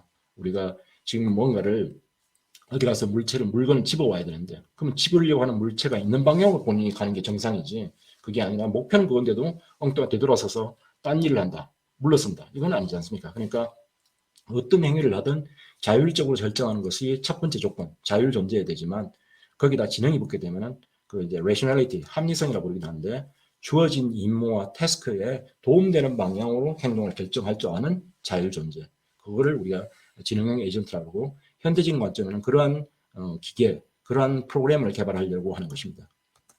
그 인공지능 기술이 대체로 어떤 게 있느냐 그러면 그 일일이 열거하기가 너무 어렵기 때문에 크게 이렇게 세 개의 큰 줄기로 소개하는 경우가 많습니다. 하나가 앞에 우리 인공지능 시대의 전반부를 다 차지했던 거지만 이미 인간이 알고 있는 지식, 주로 다 논리 형태나 지식 표현법이 있는데 그 지식들을 어떻게 하든지 잘 관리하고 또 응용해서 해법을 찾아내는 데 쓰는 이 지식 기반 시스템이죠. 이런 쪽에가 여전히 큰 기술 줄기가 되고요. 그 다음에 이제 지금 중간에 있는 것들이 오늘날 기계학습, 그다음에 데이터 마이닝 뭐 이런 쪽에 속하죠. 그 데이터로부터 뭔가를 스스로 배우는 거죠. 데이터로부터 학습 또는 트레이닝을 통해 가지고 새로운 지식을 갖추고 그 지식을 활용함으로써 어떤 지능적인 행위가 나오도록 하는 이 주류가 지금은 현재로서는 가장 큰 주류로 다시 자리를 잡았습니다. 조금 비슷하면서 다른 것이 이제 에이전트가 데이터로부터 배우는 게 아니고 본인 스스로 이게 시행착오죠. 이렇게 되고 저렇게 되고 뭐 성공할 때도 있고 실패할 때도 있고 또 머릿속으로, 몸으로 하는 게 아니라 머릿속으로 쭉 이럴 때는 이렇게 행동하면 어떤 결과가 나오고 저렇게 행동하면 어떻게 되지 하고 머릿속으로 펼쳐봐서 가장 최적의 목표 상태에 도달할 수 있도록 미리 계획을 세우는 이런 탐색 기술, 이런 것들이 또 다른 하나의 큰 주류가 되겠습니다. 그래서 뭐 이게 다 포함되는지는 모르겠지만 인공지능 기술 하나를 열가지 하는 상태에 보면은 이런 크게 세 가지 기술들의 군들이 있고 이 기술들을 필요한 때 잘 섞어서 현실적인 AI 시스템을 만들고 있다 이렇게 말씀드릴 수 있을 것 같습니다. 현재 인공지능이 뭐 누구야 봐도 지금은 성공하고 있다고 좀 판단합니다. 앞으로 계속 발전은 되는지 모르겠으나 이 성공하게 되는 원동력이 뭐냐 그러면은 이게 뭐 본인이 흔히 다 알려진 얘기입니다만 이 과거보다 또 더 폭발적으로 잘 성공하게 되는 거는 물론 아무래도 인공지능 자체에서 개발된 알고리즘들이 더 훌륭한 것들이 우리가 신경망을 쓰도록 이렇게 깊은 신경망을 그 안에 배워야 될 파라미터가 엄청나게 많은데 그걸 어떻게 하면은 효과적으로 잘 학습시킬 수 있는지에 대한 인공지능적인 알고리즘 개발 그것들이 또 있어야 되겠죠. 하지만 의외로 그 외적인 것들이 현재 인공지능을 확 끌어올리는 데 도움이 됐습니다. 그 대표적인 게 바로 빅데이터입니다. 그러니까 모든 걸 데이터부터 배우는 거지 않습니까? 그러니까 배워야 될 데이터가 얼마나 잘 많이 갖고 있느냐.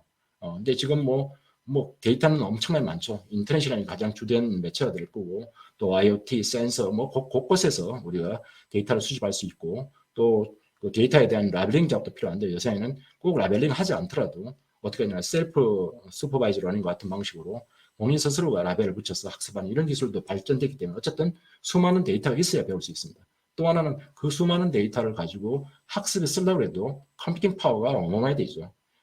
덩달아서 컴퓨터 하드웨어, GPU라든 병렬 처리할 수 있는 그래픽 카드도 필요할 거고 또 클라우드 컴퓨팅과 같은 또 슈퍼컴퓨터 같은 이런 하드웨어들이 강력하게 받쳐주고 있기 때문에 수많은 데이터를 이와 같은 막강한 하드웨어 위에서 효율적인 알고리즘이 적용돼서 현재 인공지능의 성공을 가져온다고 일반적으로 말할 수 있죠. 조금 더 외곽적인데도 또 무시 못하는 원동력도 있습니다. 그 중에 하나가 바로 공개 소프트웨어입니다. 이따 이 얘기는 또 뒤에서 조금 더 할 수 있을지 모르겠네요. 지금 AI 분야를 중심으로 이게 급격히 펴지고 있는데 소프트웨어들이 전부 다 공개가 돼요. 고가의 소프트웨어. 정말 그 안에 들어있는 거는 가격으로 따질 수 없는 훌륭한 기술을 그냥 오픈소스 해버립니다. 소스 코드를. 데이터 다 공개해버립니다. 그러니까 세계 최고의 기술이 매번 쏟아져 나온다고 생각하면 되겠죠. 그래서 그것들이 맨 땅에서 시작하는 게 아니라 이미 최고의 기술 위에서 또 나도 또 새로 개발할 수 있다. 그래서 이것도 현재 굉장히 인공지능을 발전하는데 그 동력으로서 크게 작용하고 있고요. 또 플랫폼 이런 것들을 인프라를 잘 갖추고 있는 기업들이 이거 뭐가 이윤이 남아야 이제 뭐 이쪽으로 계속 할 거 아니에요. 근데 최근에는 이런 훌륭한 인프라를 갖고 있는 플랫폼 기업들이 점점 가치를 인정받고 기업의 가치가 성장하고 있습니다. 그러니까 이것 또한 어떤 원동력이 될 수 있는 거죠. 그래서 이런 원동력이 AI 발전에 기초가 되고 있다는 말씀드리고요. 이거 기술 트렌드를 아까 조금 전에 나왔습니다. 인공지능이 어떤 분들은 이런 표현을 쓰더라고요. 인공지능 기술의 민주화, 경제 민주화니 뭐 이런 말도 많이 나오지만 인공지능 기술의 민주화, 뭐 다른 너무 거창한 얘기인 것 같고요. 아까 말한 모든 걸 공개한다. 자, 그런다. 모든 걸. 이 여파가 다른 학문 영역에 다 미치는데 개발되는 컴피티션이 엄청나게 많고요. 이게 공개 경진 대회. 이 공개 경진 대회는 이미 표준화된 데이터 집합이 있는 거죠. 그리고 문제도 있습니다. 그러면 누구든 다 달라붙어서 그 데이터를 가지고 주어진 문제를 풀어봐라. 그리고 그 기술들 서로 비교하고 대신에 거기서 나온 기술들, 코드나 모든 데이터를 다 공개시키는 겁니다. 그리고 논문도 마찬가지입니다. 저희가 뭐 최고의 컨퍼런스에서 발표되는 논문이나 또 탑 저널에 실으려면은 과거에는 이미 잘 셋업되어 있는 학문 분야인 생물학 분야나 의학 분야는 이미 그러고 있었는데 너가 논문으로만 내지 말고 뭐 꼭 네가 사기친다 거짓말한다 이런 말은 아니더라도 네가 해서 낸 성과를 남도 똑같이 결국 그걸 재현해서 볼 수 있도록 프로그램도 올리고 데이터도 올려라. 그걸 약속하고 논문을 내야 됩니다. 그래야만 논문이 게재가 돼요.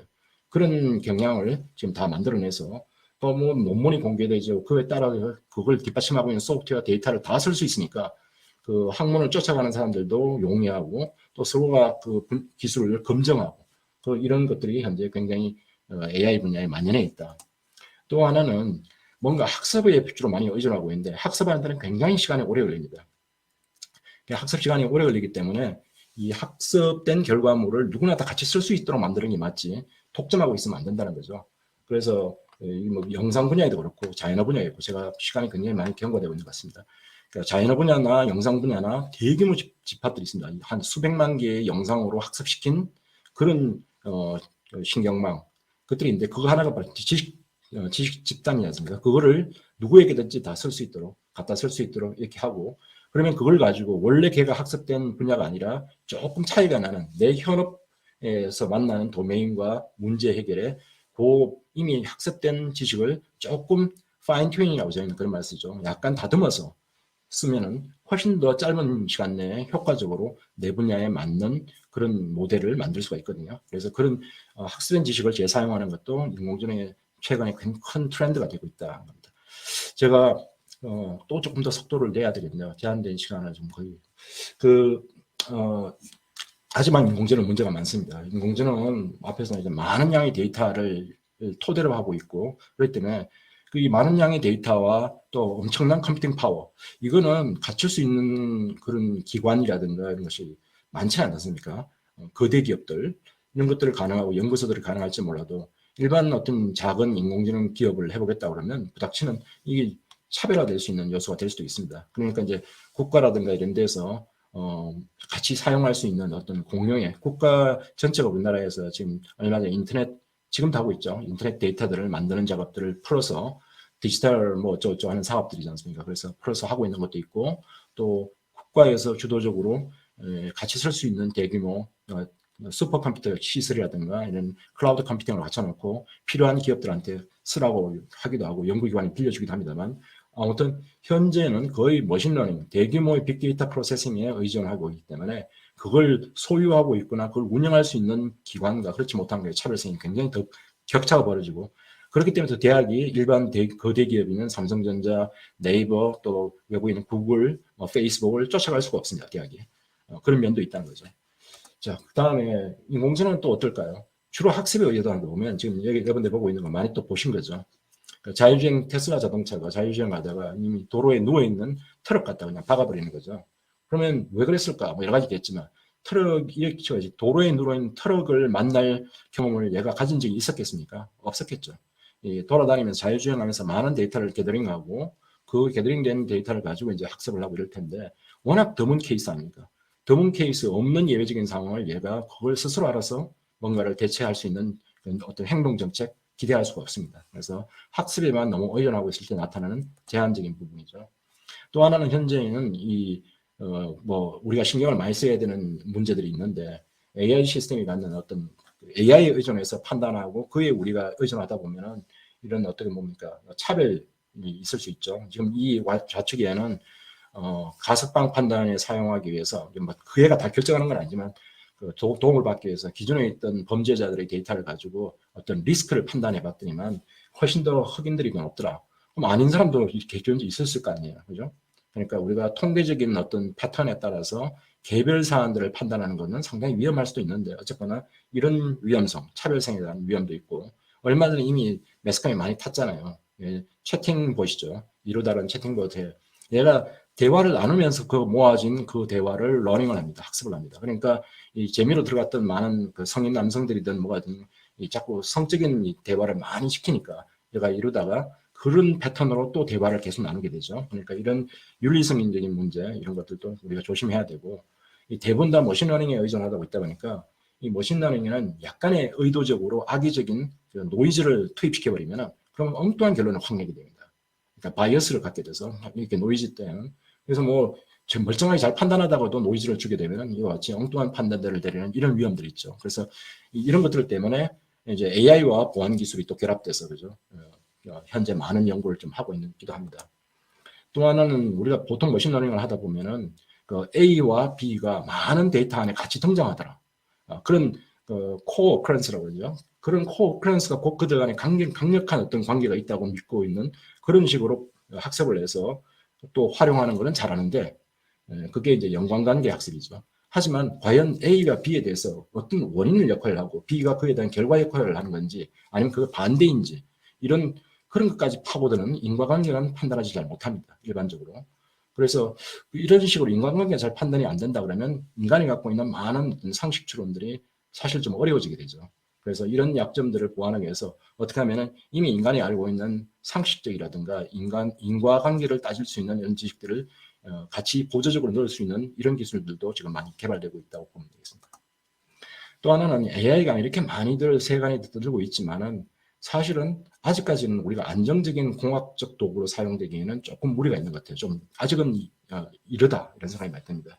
보통 우리가 사용하는 여러 가지 공학적 방법은 스페시피케이션 명세하고 설계하고 구현하고 그런 다음에 그 평가하고 이런 과정들을 파이프라인 따라가게 되고 그 단계마다 굉장히 방법론 또는 방법이 잘 다듬어져 있고 또 그걸 지원한 도구들이 다 있지 않습니까? 그렇기 때문에 현장에서 무슨 일을 할 때 이 과정 방법론도 따라가고 거기에 따른 도구도 잘 사용해서 손쉽게 효율적으로 뭔가를 개발해낼 수가 있습니다. 그건 과연 인공지능 시스템 소프트웨어를 하나 만드는데 그와 같은 것들이 잘 만들어져 있느냐? 아직은 그렇지 않다고 보입니다. 뭐 굉장히 지금 많이들 개발되고 있고 하지만은 전통적인 소프트웨어 공학이나 이런 데서 나오는 것만큼 인공지능이 그와 같은 방법론이나 프로세스가 잘 셋업되어 있지 않다는 것이 아직도는 문제라고 보입니다. 그래서 제가 많은 시간을 너무 인공지능 전반에 대한 얘기를 많이 했었는데 남아있는 글쎄요 저한테 벌써 7시에서 1시간 많이 제가 써먹었네요. 얼마나 빨리 단축하시죠. 이제 남은 얘기를 그 교육적인 얘기를 조금 더 빨리 가속하겠습니다. 지금의 인공지능 시대는 앞에서 실험을 해서 이게 되더라 저게 되더라라는 걸 한번 알아보는 정도의 시대는 이제 끝났습니다. 그러니까 그런 실험실에서 연구하던 인공지능이 이제는 현장인 산업으로 들어가는 거죠. 산업 안에서 그 산업에 도움되는 현재 워킹 가능한 놈들을 만들어내는 시대로 접어들었다고 전문가들이 대부분 다 이렇게 얘기하고 있습니다. 그래서 그럼 과연 어떤 분야, 모든 데다 인공지능이 쓰이느냐? 글쎄 그걸 답할 수 있는지 모르겠지만 어떤 국가기관에서 만든 제가 이 자료 중에서 보면은 향후 인공지능이 활용되는 유망한 분야라고 이렇게 뽑아놨더라고요. 근데 이 분야가 뭐 특별합니까? 다 산업 전 분야 아닌가요? 저는 그렇게 보이더라고요. 그러니까 어떤 분야가 반드시 인공지능이 뭐 성공적으로 적용될 수 있는 분야고 어떤 분야 아니고는 없습니다. 이 뭐 농업 분야 가지고 뭐 분야 다 하죠. 우리가. 그래서 분야를 가려서 한다기보다는 어떤 분야에서 어떻게 인공지능을 실제로 잘 적용할 수 있는 그 산업 분야의 특성과 인공지능 모델과의 특성을 다 매칭해서 활용할 줄 아는 이게 더 중요한 우리가 주안점을 둬야 되는 거 아닌가 싶고요. 뭐 당연히 이제 일자리가 많이 지금 현재 변하고 있죠. 일자리 변화하는 것은 지금 현재 미국 자료이긴 합니다만 그 이렇게 직업군으로 봤을 때 컴퓨터 관련된 직업이 상대적으로 훨씬 더 최근에 와서 많이 는 겁니다. 예상된 조사에 의하면 개별적인 일자리에 대한 변화도 있지만 기업도 많이 변하고 있죠. 그래서 조금 이제 약간 바이어스가 되긴 했습니다만은 그 거대 기업들 이 시가총액 순위에 따라서 미국 경우에 어떤 기업들이 10위 내에 들어왔느냐를 뭐 이렇게 조사를 해보면 연도에 따라서 최근에 2020년 작년도까지 보면 우리가 알고 있는 전부 다 이게 뭡니까 인터넷 플랫폼을 쥐고 있는 기업들입니다. 다 알고 있지만 그죠? 이런 기업들로 지금 바뀌었고 국내하고 상황이 다르냐? 그렇지 않습니다. 국내도 지금 2011년 올해인데요. 올해 시가총액으로 10위 내에 있는 기업들을 쭉 살펴보면 전부 다 뭐 ICT 물론 여기는 생명 분야들도 있긴 합니다만은 이런 기업들이 거의 최상위 기업들을 다 차지하고 있습니다. 그러면 과연 우리가 어떤 산업 분야를 대비할 필요가 있겠냐는 것도 짐작을 할 수 있을 것이고요. 그럼 앞으로 인공지능 인재를 어떤 인재를 양성할 것이냐 이것도 한번 질문을 이렇게 나오고나면 기존에 이미 이 AI 알고리즘을 개발하거나 뭐 원리를 연구하거나 이런 식의 인공지능 과학자 이런 연구 인력들은 과거에도 있고 현재도 있고 물론 뭐 충분한 건 아닙니다. 계속 앞으로도 확충되고 개발되고 또 현재 보면 AI 전문 대학원이라든가 뭐 등등 해서 굉장히 고급 인력들을 많이 양성하고 있죠. 근데 이건 여기만이 우리가 앞으로 시대를 대비하는 건 아니다. 더 주안점을 둬야 되는 건 오히려 앞에 제가 산업 응용 개발자들이 필요하다. 제가 말씀드렸던 게 지금은 실험실에서 알고리즘 개발하는 시대보다는 그걸 안 하는 건 아니지만 각 산업별로 실제로 적용될 수 있는 산업용 AI를 개발하는 것이 그런 시대로 접어들었다고 제가 말씀드렸지 않습니까? 그러니까 산업 분야에서 직접 쓸 수 있는 실무 전문가를 개발하는 개발자를 길러내는 것이 정말 나라가 뭔가 정부에서도 전략적으로 진영을 해야 되는 이런 분야라고 생각합니다. 물론 그 외에도 우리가 꼭 이런 개발자 외에도 조직 문화죠. 우리 기업 내라든가 이래서 디지털 혁신을 가져올 수 있도록 새로운 사고방식과 문화를 만들어내는 사람들이나 또는 이런 AI와 관련되어 있는 법과 정책을 새로 입안하고 실행할 줄 아는 이런 전문가들도 다 필요하다고 생각됩니다. 우리가 이것도 보면 한국경제연구원에서 조사한 바에서 설문조사 결과입니다.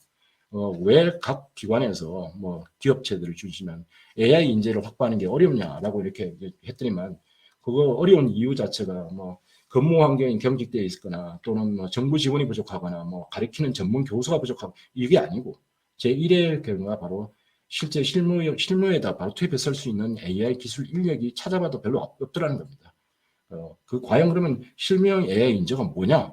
참 계속 우리한테 이제 던져지는 질문이죠. 어떤 것을 갖고 있어야 실무형 AI 인재가 되느냐? 이제 이런 걸 고민하게 되는데 그 답을 제가 막 딱 드릴 수는 없지만 흔히 우리가 잘못 생각하면 인공지능 전문가는 인공지능 알고리즘과 열심히 공부하고 있으면 되는 것지만 아니라고 생각합니다.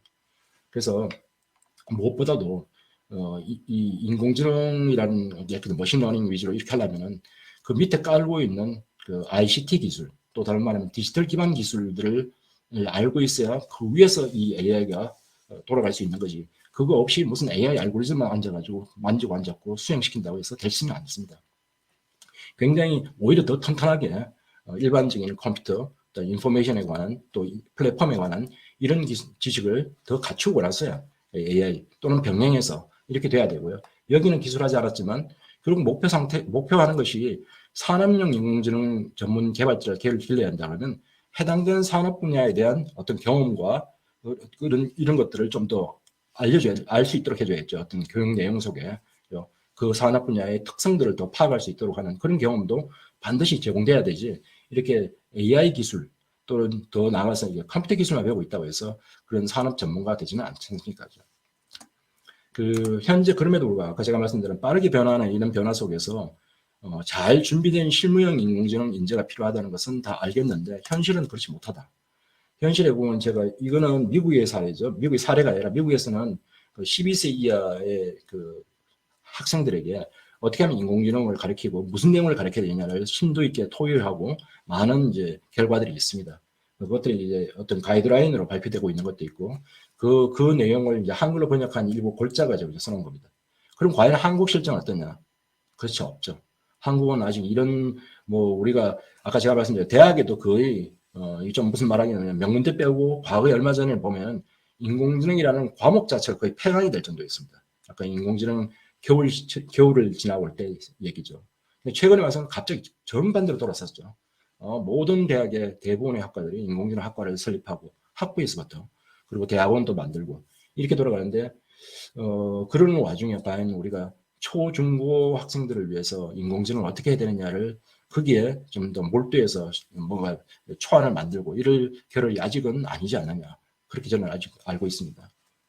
그리고 인공지능은 고사하고 사실 컴퓨터 교육조차를 보면 국제적으로 비교해 놓은 겁니다. 국가 간에. 여기 언제부터 시작해서 언제까지 할 거냐에 대한 얘기도 있지만 영국이나 일본, 인도, 중국 같은 경우에는 초중고에 전부 필수로 나눴다는 거죠. 그리고 시간도 상당 부분 국내에서 배우는 컴퓨터 다루는 시간, 배우는 시간보다 월등 많습니다.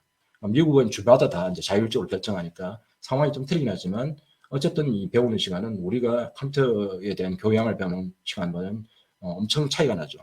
그래서 이 정도 배워가지고는 여기에서 무슨 또 인공지능을 또 얘기할 수 있겠느냐 하는 그런 거고요. 물론 제가 아까 말씀드린 통계가 아주 정확한지는 잘 모르겠습니다. 제가 가져온 거라서. 또 하나는 우리 국내에서도 인공지능이 아니라 바로 ICT 교육이죠. 정보교육이죠. 정보 컴퓨터 교육을 받는데 이 지역마다 차이가 많이 난다는 걸 제가 들었습니다. 이 표를 보면 의외로 보면 서울만 많이 하고 지방은 아니냐 그것도 아니더라고요. 이 보면은 대구가 굉장히 높고 세종시가 높고 경기도가 높은데 또 나머지 보면 대도시지만 아닌 데도 있고 이게 편차가 되게 큽니다. 이렇게 편차가 큰 것도 또 문제가 아니겠습니까? 그죠? 특성이라고도 볼 수 있지만 이건 좀 편차가 좀 문제가 될 수 있겠다는 이런 현상도 보입니다.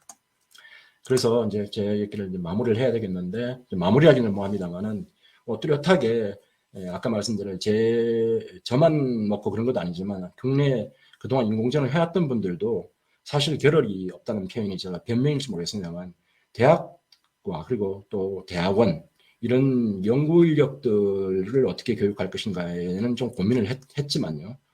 그 이하에까지 어떻게 저희가 미리 자라는 새싹들에게 인공지능을 느끼게 만든다든가요. 미리 준비하게 한다든가 여기까지는 노력이 안 됐던 것 같아요. 저희가 얼마 전에도 사실 그런 저희 커뮤니티에 또 토론회도 있었습니다만은 이제 그렇게 좀 나서야 되지 않겠느냐라는데 어쨌거나 자 그럼에도 불구하고 우리가 그냥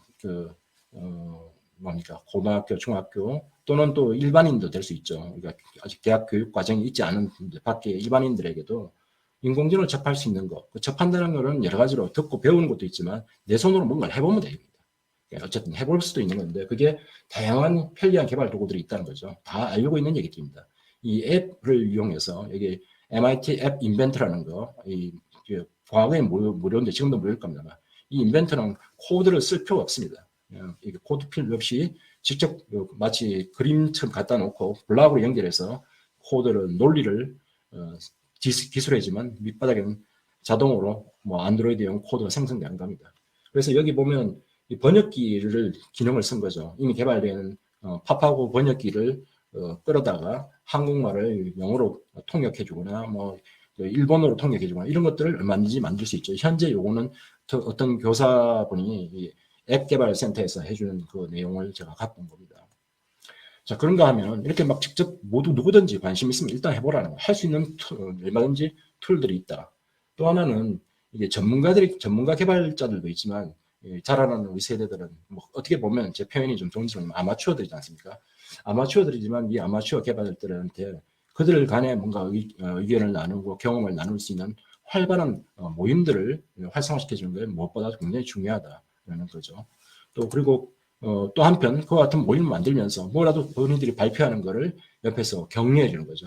여기 교육 현장에 있는 선생님들이나 저같이 이제 대학에 있는 교육자들도 그렇고 또 부모님들도 그렇고 사회 전체가 좀 더 따뜻한 시각으로 이들에게 힘을 불어넣어주고 칭찬을 할 수 있도록 이렇게 격려하는 문화도 굉장히 중요한 거 아니겠느냐고 생각되고요. 또 이거를 배워야 되는 학생의 입장에서 생각하면 이런 표현이 있더라고요. 1만 시간의 법칙이라고. 그러니까 무엇이든지 자기가 좋아하는 것에 10,000시간 정도 투자하면 위에 나와 있는 BTS든 여기는 비틀즈든 뭐 이게 이런 개발자들 유명한 사람들 있잖아요. 이런 것들은 누구든지 우리가 대가라고 불리는 사람이 될 수가 있다. 그러니까 학생들도 좋아하는 것에 집중할 줄 아는 이런 집중력이 좀 있을 필요가 있겠고요. 전반적으로 뭐 이게 들으신 분들이 많은 분이 저도 마찬가지로 교육계에 있다 보니까 학교라는 것을 말은 이상도 저도 합니다. 저도 잘 못하는데 학교가 학생들이 정말 나는 뭘 좋아하고 그 좋아하는 것이 거의 뭐면 거기에 집중할 수 있도록 그렇게 하는 시간에 대학생활 또는 학교 중고등학교 생활의 대부분이 될 수 있도록 잘 유도해 주는 것 그게 중요하다고 생각이 됩니다. 제가 한 얘기는 쭉 앞에 했던 얘기들에 이런 얘기를 다뤘죠. 산업적 요구가 높고 그걸 위해서 한국 국내에서도 이와 같은 인재 개발에 대해 나서야 되는데 아직은 여러 가지로 한계성이 좀 보이고 있는 것도 있지만 아래 제가 제안드렸던 이런 방향으로의 접근이 조금 필요하지 않겠냐 이런 얘기로 제 얘기를 마무리하겠습니다. 들어주셔서 감사합니다. 예, 장시간 열정적으로 강의해 주신 김인철 교수님께 감사드립니다.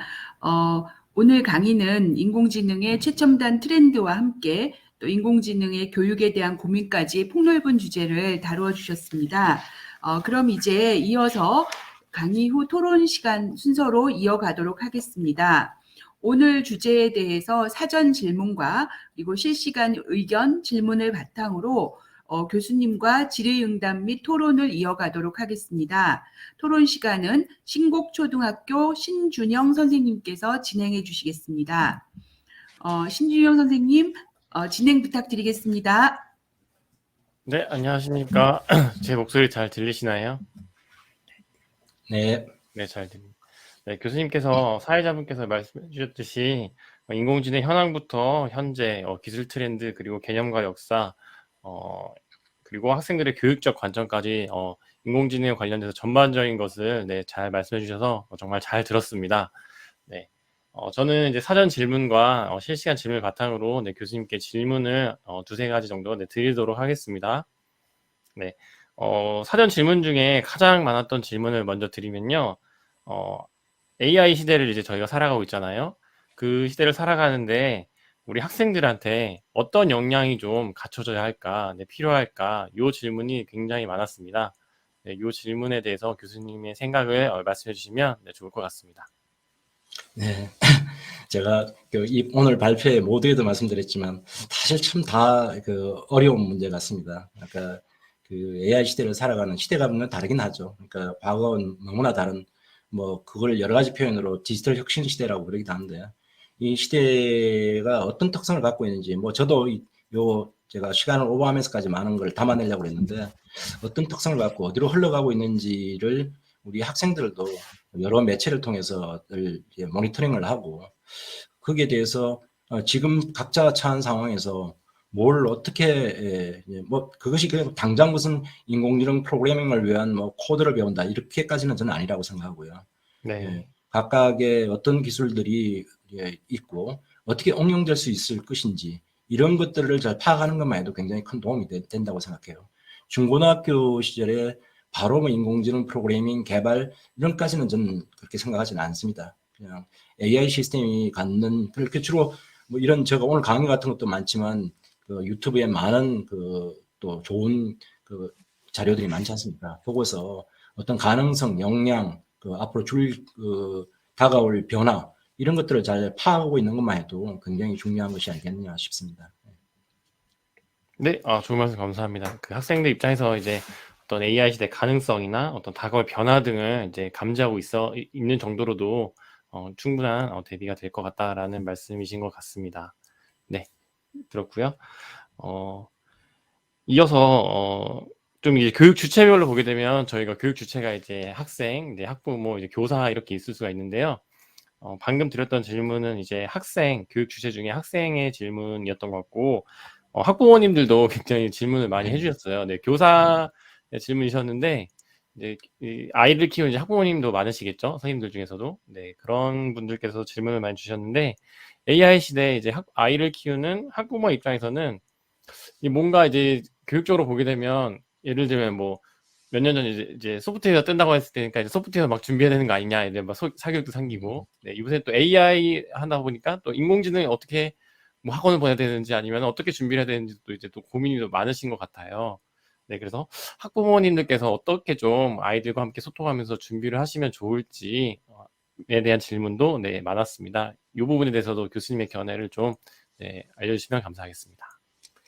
뭐 저희 세대, 저도 거의 라떼 세대에 속하는 저희 세대에는 모르겠습니다. 요새는 그 중고등학교, 대학, 학교 문화가 많이 이제 바뀌었다라고는 듣고 있습니다만 여전히 중고등학교는 대학 입시가 참 그 발목을 잡고 있고 또 대학 교육은 취업이 거의 발목을 잡아서 정상적인 어떤 그 교육이 잘 안 되지 않느냐는 생각. 저희 시대는 그렇게 살아왔었습니다.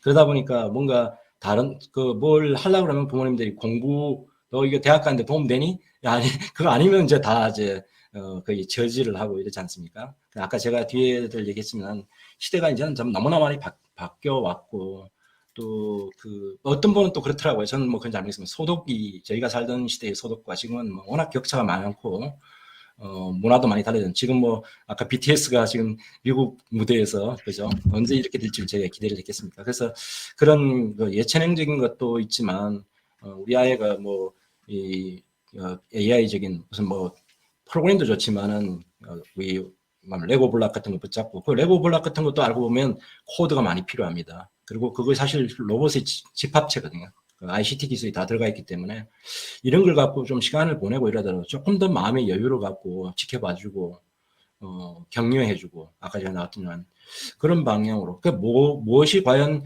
그 자녀가 최종적으로 이렇게 도달할 가장 옵티멀한 길인지는 사실은 부모님도 아실 수가 없고 아이도 지금 탐색해 나가는 과정이지 않습니까?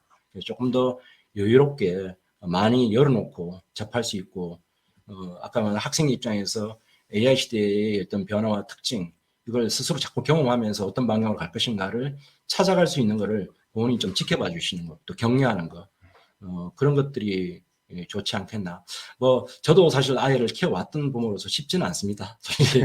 그렇지만 저희 생각이 가장 옵티멀한 것은 아니라는 건 여러 곳에서 저는 느끼겠습니다. 그래서 저도 자녀를 키웠던 한 부모로서 조금 더 여유 있게 지켜봐주는 것이 오히려 제일 첫 번째 요건일 것 같다는 생각이 듭니다. 네, 감사합니다. 그래서 그 교수님 그 PPT 자료를 보게 되면 맨 뒤에 그 학교에서 보내는 시간은 학생들이 이제 좋아하는 것을 탐색하는 시간이라는 문구가 굉장히 마음에 와닿았었습니다. 그거와 연관돼서 학부모님께서도 좋아하는 것을 이제 격려도 해주시고 이제 탐색할 수 있도록 이렇게 많은 여유와 이런 시간을 주는 것이 좋을 것 같다는 말씀이신 것 같습니다. 네, 제가 잘 정리한 게 맞을까요? 네, 맞습니다. 네네. 훨씬 더 해석을 잘 해주십니다. 네, 아니다, 감사합니다. 예. 네.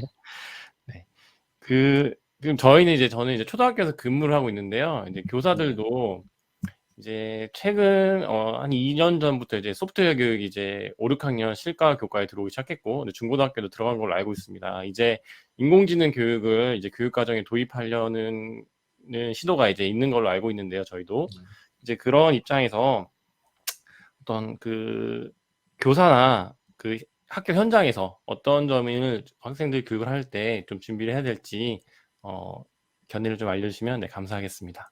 예. 근데 제가 사실 뭐 저도 그렇고 자기 교육 현장에 있는 분들이 제가 학생들에게 이걸 가르치는 게 좋지 않겠습니까? 또 이렇게 가르치면 좋지 않겠습니까? 이런 얘기를 하는 것보다 그 가르치시는 그 선생님들이 더 많은 생각을 하고 고민을 해야 되는데 일단은 가르쳐야 될 위치에 있는 선생님들이 인공지능의 어떤 결과물이나 아까 성공적인 사례도 있지만 사실 많은 문제점도 있고 할 수 있는 것과 아직 안 되고 있는 것도 많이 있고 그러니까 긍정적인 면, 부정적인 면을 많이 경험하시는 것이 경험하고 나면은 학생들한테도 내가 우리 학생들 잘 알지 않습니까? 다른 어떤 놈보다 그 학생들한테 어떤 방법으로 인공지능과 연관된 얘기를 해주는가, 교육으로 하는 게 좋겠느냐 하는 게 잘 나오지 않을까 싶어서 다른 말로 하면 선생님들의 인공지능에 대한 교육이 있을 기회가 많으면 좋겠습니다. 지금도 많이 열려 있지만 선생님들과 인공지능 뭐 개발자 또 연구자 또 그걸 쓰고 있는 여러 가지 기업들 사람들일지 모르지만 어떤 서로 접할 수 있는 기회도 갖고 해서 선생님들이 인공지능의 어떤 이면 다양성 뭐 이런 것들을 많이 이해하고 나서 아이들에게 하면 교육을 가르치면 어떨까 싶은 생각이 좀 드네요. 아까 잠깐 더 나왔습니다만은 저는 인공지능 역사에서 저희 개발자인 입장이지만 인공지능의 교훈 시기가 저희한테 큰 교훈이거든요. 지금은 굉장히 그 위기에 또 봉착할 것 같은 느낌도 또 옵니다.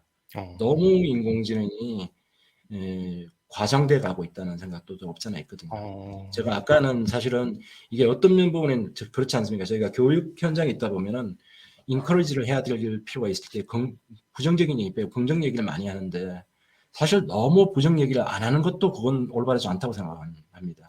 네. 그래서 이제 어떻게 보면 이제 뭐 인공지능 하려고 그러니까 좀 배워서 긍정 얘기하고 인커리지를 하자 이러지만 사실 또 아닌 것도 좀 있거든요. 우리가 어떤 변화에 가장 민감한 거는 우리 자본주의 사회에서는 기업들입니다. 기업이 우리가 막 이제라도 오히려 더 인공지능을 쫓아가겠다고 난린 기업들도 있지만 미리 앞서 갔던 기업들이 또 발을 빼는 경우도 있습니다. 그 기업이 왜 발을 빼겠습니까? 그죠? 많은 정보력도 있고 본인들이 다 일단 뭘 해봤는데 아까 제가 소개하려다가 소개하지 않았던 게 있는데 사실 우리 전산업 분야이거나 인공지능에서는 IBM이라는 기업이 요사이는 구글이 많이 언급되고 있지만 IBM이 오랜 역사 동안 인공지능을 해왔던 거대 기업입니다.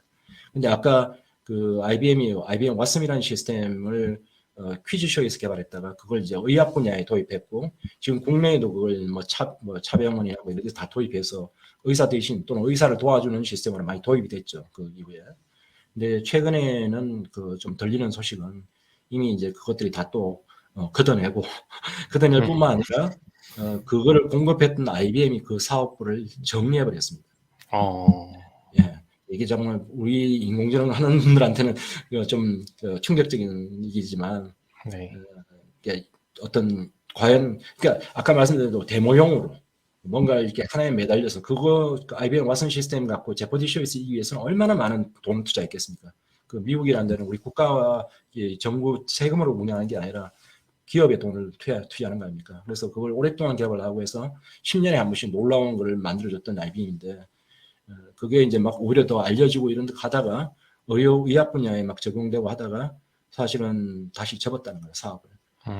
그리고 이제 그런 기미가 또 딴 데서도 조금씩 보이기도 합니다. 그러니까 우리는 이제 막 쫓아가려고 그러는데 또 어떤 데는 또 발을 빼는 이런 경향도 있고 그래서 너무 이렇게 제 말이 저도 뭐 모든 걸 보지는 않지 않습니까? 일부를 지금 보고 있는 거고 그럴 때 너무 침소봉대하고 과장하고 그래서 그거가 우리가 이미 자라온 기성세대는 뭐 특별할 거 없지만 자라오는 후세대들한테 잘못된 또 길을 보여주는 것도 그것도 조심해야 될 길이 아닌가. 그 어느 쪽도 좀 조심스럽다는 생각이 듭니다. 국내에서 지금 우리 국내 중국이 굉장히 과열되어 있습니다. 전 세계적인 물론 AI에 대한 관심이 높긴 하지만 중국과 한국이 엄청난 과열되어 있는 상황인데 물론 이렇게 해서 저희가 작은 나라지만 또 놀라운 성과를 내기도 하죠. 내는데 글쎄요. 또 어떤 돌은 또 이것이 뭔가 뭐 해봐야 별 거 없더라는 어떤 것이 또 부닥치면 또 차갑게 샥 빠질 수가 있죠. 그래서 조심스럽게 접근하면 좋겠다는 생각이 듭니다. 네, 네, 교육적 측면에서 어떤 침소봉대하지 말고, 네, 그 침착하게 흐름을 잘 살펴보고, 네, 너무 이렇게 과장된 부분은 좀 이렇게 비판적으로도 볼 필요 있다라는 말씀을 네. 해주신 것 같습니다. 네, 그러면 사전 질문은 여기서 이제 마무리를 하고요. 저희가 실시간으로 이제 질문 들어온 것 중에 하나만, 네, 교수님께 질문을 드리고 오늘 그 강의를 마무리하는 것으로 하겠습니다. 문정인 선생님께서 질문 주셨는데요. 자, 인공지능이 이제 학습을 통해서 발전한다고 하셨는데, 네, 이런 부분들이 이제 컴퓨터 시뮬레이션이나 실험, 이제 가상 실험과 같은 것들로 대체할 수 있는 가능성이 있는지 한번 여쭤보셨습니다. 네, 시뮬레이션 네. 모델이나 실험에 관심이 있으신 분인 것 같아요. 네, 이 부분 예. 네, 보시고 네, 답변 부탁드리겠습니다. 이제 어디까지 뭔가를 이제 이 단어들과 키워드를 어디까지 이제 볼 것이냐에 따라 좀 다르긴 하지만 사실 시뮬레이션이라는 건 인공지능과 많이 떨어질 수가 없습니다.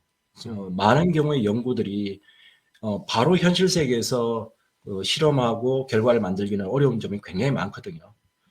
뭐 아까 나왔던 로보틱스는 더 심하죠.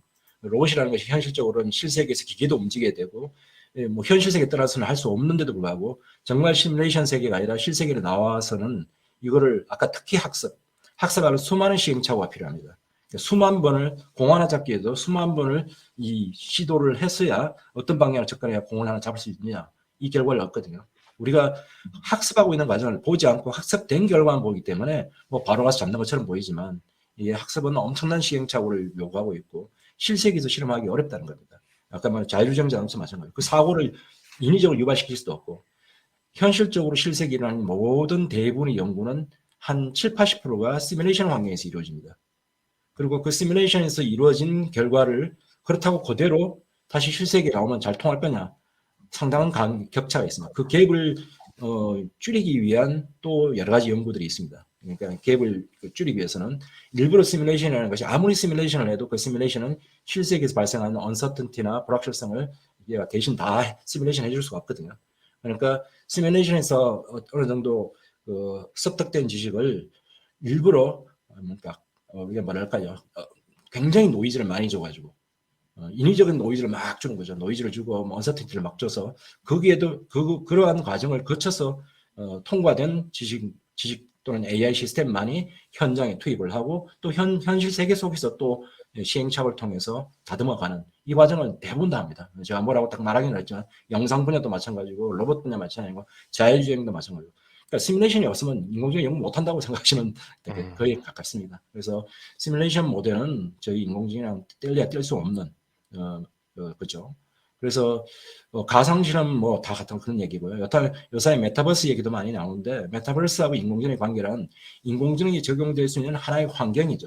인공지능이라는 것은 여러 가지에 적용될 수 있는데 그런 가상세계 속에서 뭐 일종의 아바타들을 또 거의 실세계와 유사한 어떤 것들을 그래픽하게 만들어 놓고 그 안에서 인간 대신에 그 아바타 캐릭터가 여러 가지 활동을 할 수 있지 않습니까? 그러니까 거기에는 그 자체의 무대가 곧바로 거의 실세계 로봇과 같은 걸 해볼 수 있는 인공지능 무대가 될 수 있다. 그래서 좋은 환경이자 플랫폼이라고 생각됩니다. 그래서 이게 많은 분야가 요새 융합 시대 아닌가요? 그죠? 그래서 이 컴퓨터와 연관된 것이 인공지능이 딱 따로 도는 게 아니라 그 주변에 있는 모든 컴퓨터 ICT 기술이 다 연결되어 있고 어떤 의미에서는 인공지능이 오히려 각 분야에 조금씩 어떤 분이 훨씬 유명하신 대가분이 있는데 인공지능은 조미료지 인공지능이 뭔가를 다 주도하는 게 아니다. 아까 말했던 기본적인 ICT 인프라 전체 기술들이 다 하고 있는데 인공지능이 거기 가서 조금씩 더 인텔리전트하거나 자율적으로 움직일 수 있도록 만들어주는 기술이지 다 빼버리고 인공지능 보고 하라. 뭐 할 수 있는 게 없다는 겁니다. 우리가 게임에서 인공지능 발휘하려면 게임이 잘 되고 있는 들어가서 뭐 조금 더 지능적으로 하는 거지 그거 없이 AI가 들어가서 뭘 하겠다는 게 아무것도 없잖아요. 그래서 네. 네트워크를 하는데 네트워크를 트래픽을 어느 방향으로 보내는 것이 가장 더 효율적으로 가겠냐는데 그건 기본적인 네트워크 체제가 있고 그 안에 도는 알고리즘 기존에 있었던 거를 데이터 드리번으로 조금 더 경험 삼아 어느 쪽으로 보는 게 좋겠다라는 걸 패턴을 알아내서 도와주는 이러니까 이걸 다 조미료라고 부르는 거죠. 조미료. 기존 분야들이 없어지는 게 아니라 그런 다 기존 분야들을 위해서 AI가 갖다가 조금씩 도움을 줄 수 있는 새로운 방법에 속하는 거죠. 도구에 속한다. 이렇게 해석할 수도 있습니다. 그래서 뭐라고는 한정지을 수 없습니다만은 우리 선생님들이 떠올리시는 많은 그 컴퓨터 기술 이런 것들이 다 연계돼서 쓸 수 있다라고 생각됩니다. 네. 시뮬레이션, 뭐 실험 이런 것들도 다 인공지능과 떼할 수 없는 네, 관계라는 맞습니다. 네, 말씀인 것 같습니다. 네. 네. 그럼 이렇게 해서 네, 오늘 네, 강의와 이제 토론을 마치도록 하겠고요. 네, 사회자님께 네, 마이크를 넘기도록 하겠습니다. 네, 장시간 토론과 강연으로 애써주신 김민철 교수님과 김준영 선생님께 다시 한번 감사의 말씀을 드립니다. 그리고 늦은 시간까지 참여해주신 여러 선생님들과 학생 학부모님들께도 감사드리겠습니다. 오늘 그 온라인 특강을 마무리하면서 김민철 교수님께서 간단하게 한 말씀 해주시고 마무리 말씀을 좀 부탁드리겠습니다. 제가 이 뭐 좋은 자리에 제가 초대받아 왔는데 조금 더 시간 관리 좀 더 이렇게 매끈하게 여러분들한테 강연을 하지 못해서 조금 아쉬운 바가 많습니다만 제 거친 강의를 잘 끝까지 인내심 있게 들어주셔서 감사드립니다. 감사합니다. 네, 감사드립니다. 예. 오늘 특강에 참여해주신 여러 그 학생, 학부모, 교사, 선생님들께 감사드리고 김민철 교수님, 김준영 교수님께도 다시 한번 감사 인사를 드립니다. 이렇게 오늘 준비된 일정을 모두 마치겠습니다. 그리고 저희 경기 에듀테크 소프트랩에서는 앞으로도 그 선생님들께서 필요로 하시는 그 AI와 소프트웨어 그리고 에듀테크의 흐름을 이해하고 교육의 미래를 찾아 나가는데 한 발짝 앞서 나가도록 노력하겠습니다. 다음 차수는 안내가 나가는 것과 같이 AI와 메타버스로 미래를 그리다라는 주제로 12월 8일 강의가 진행됩니다. 다음 차수에도 많은 관심 부탁드리겠습니다. 그럼 이상으로 마치겠습니다. 감사합니다.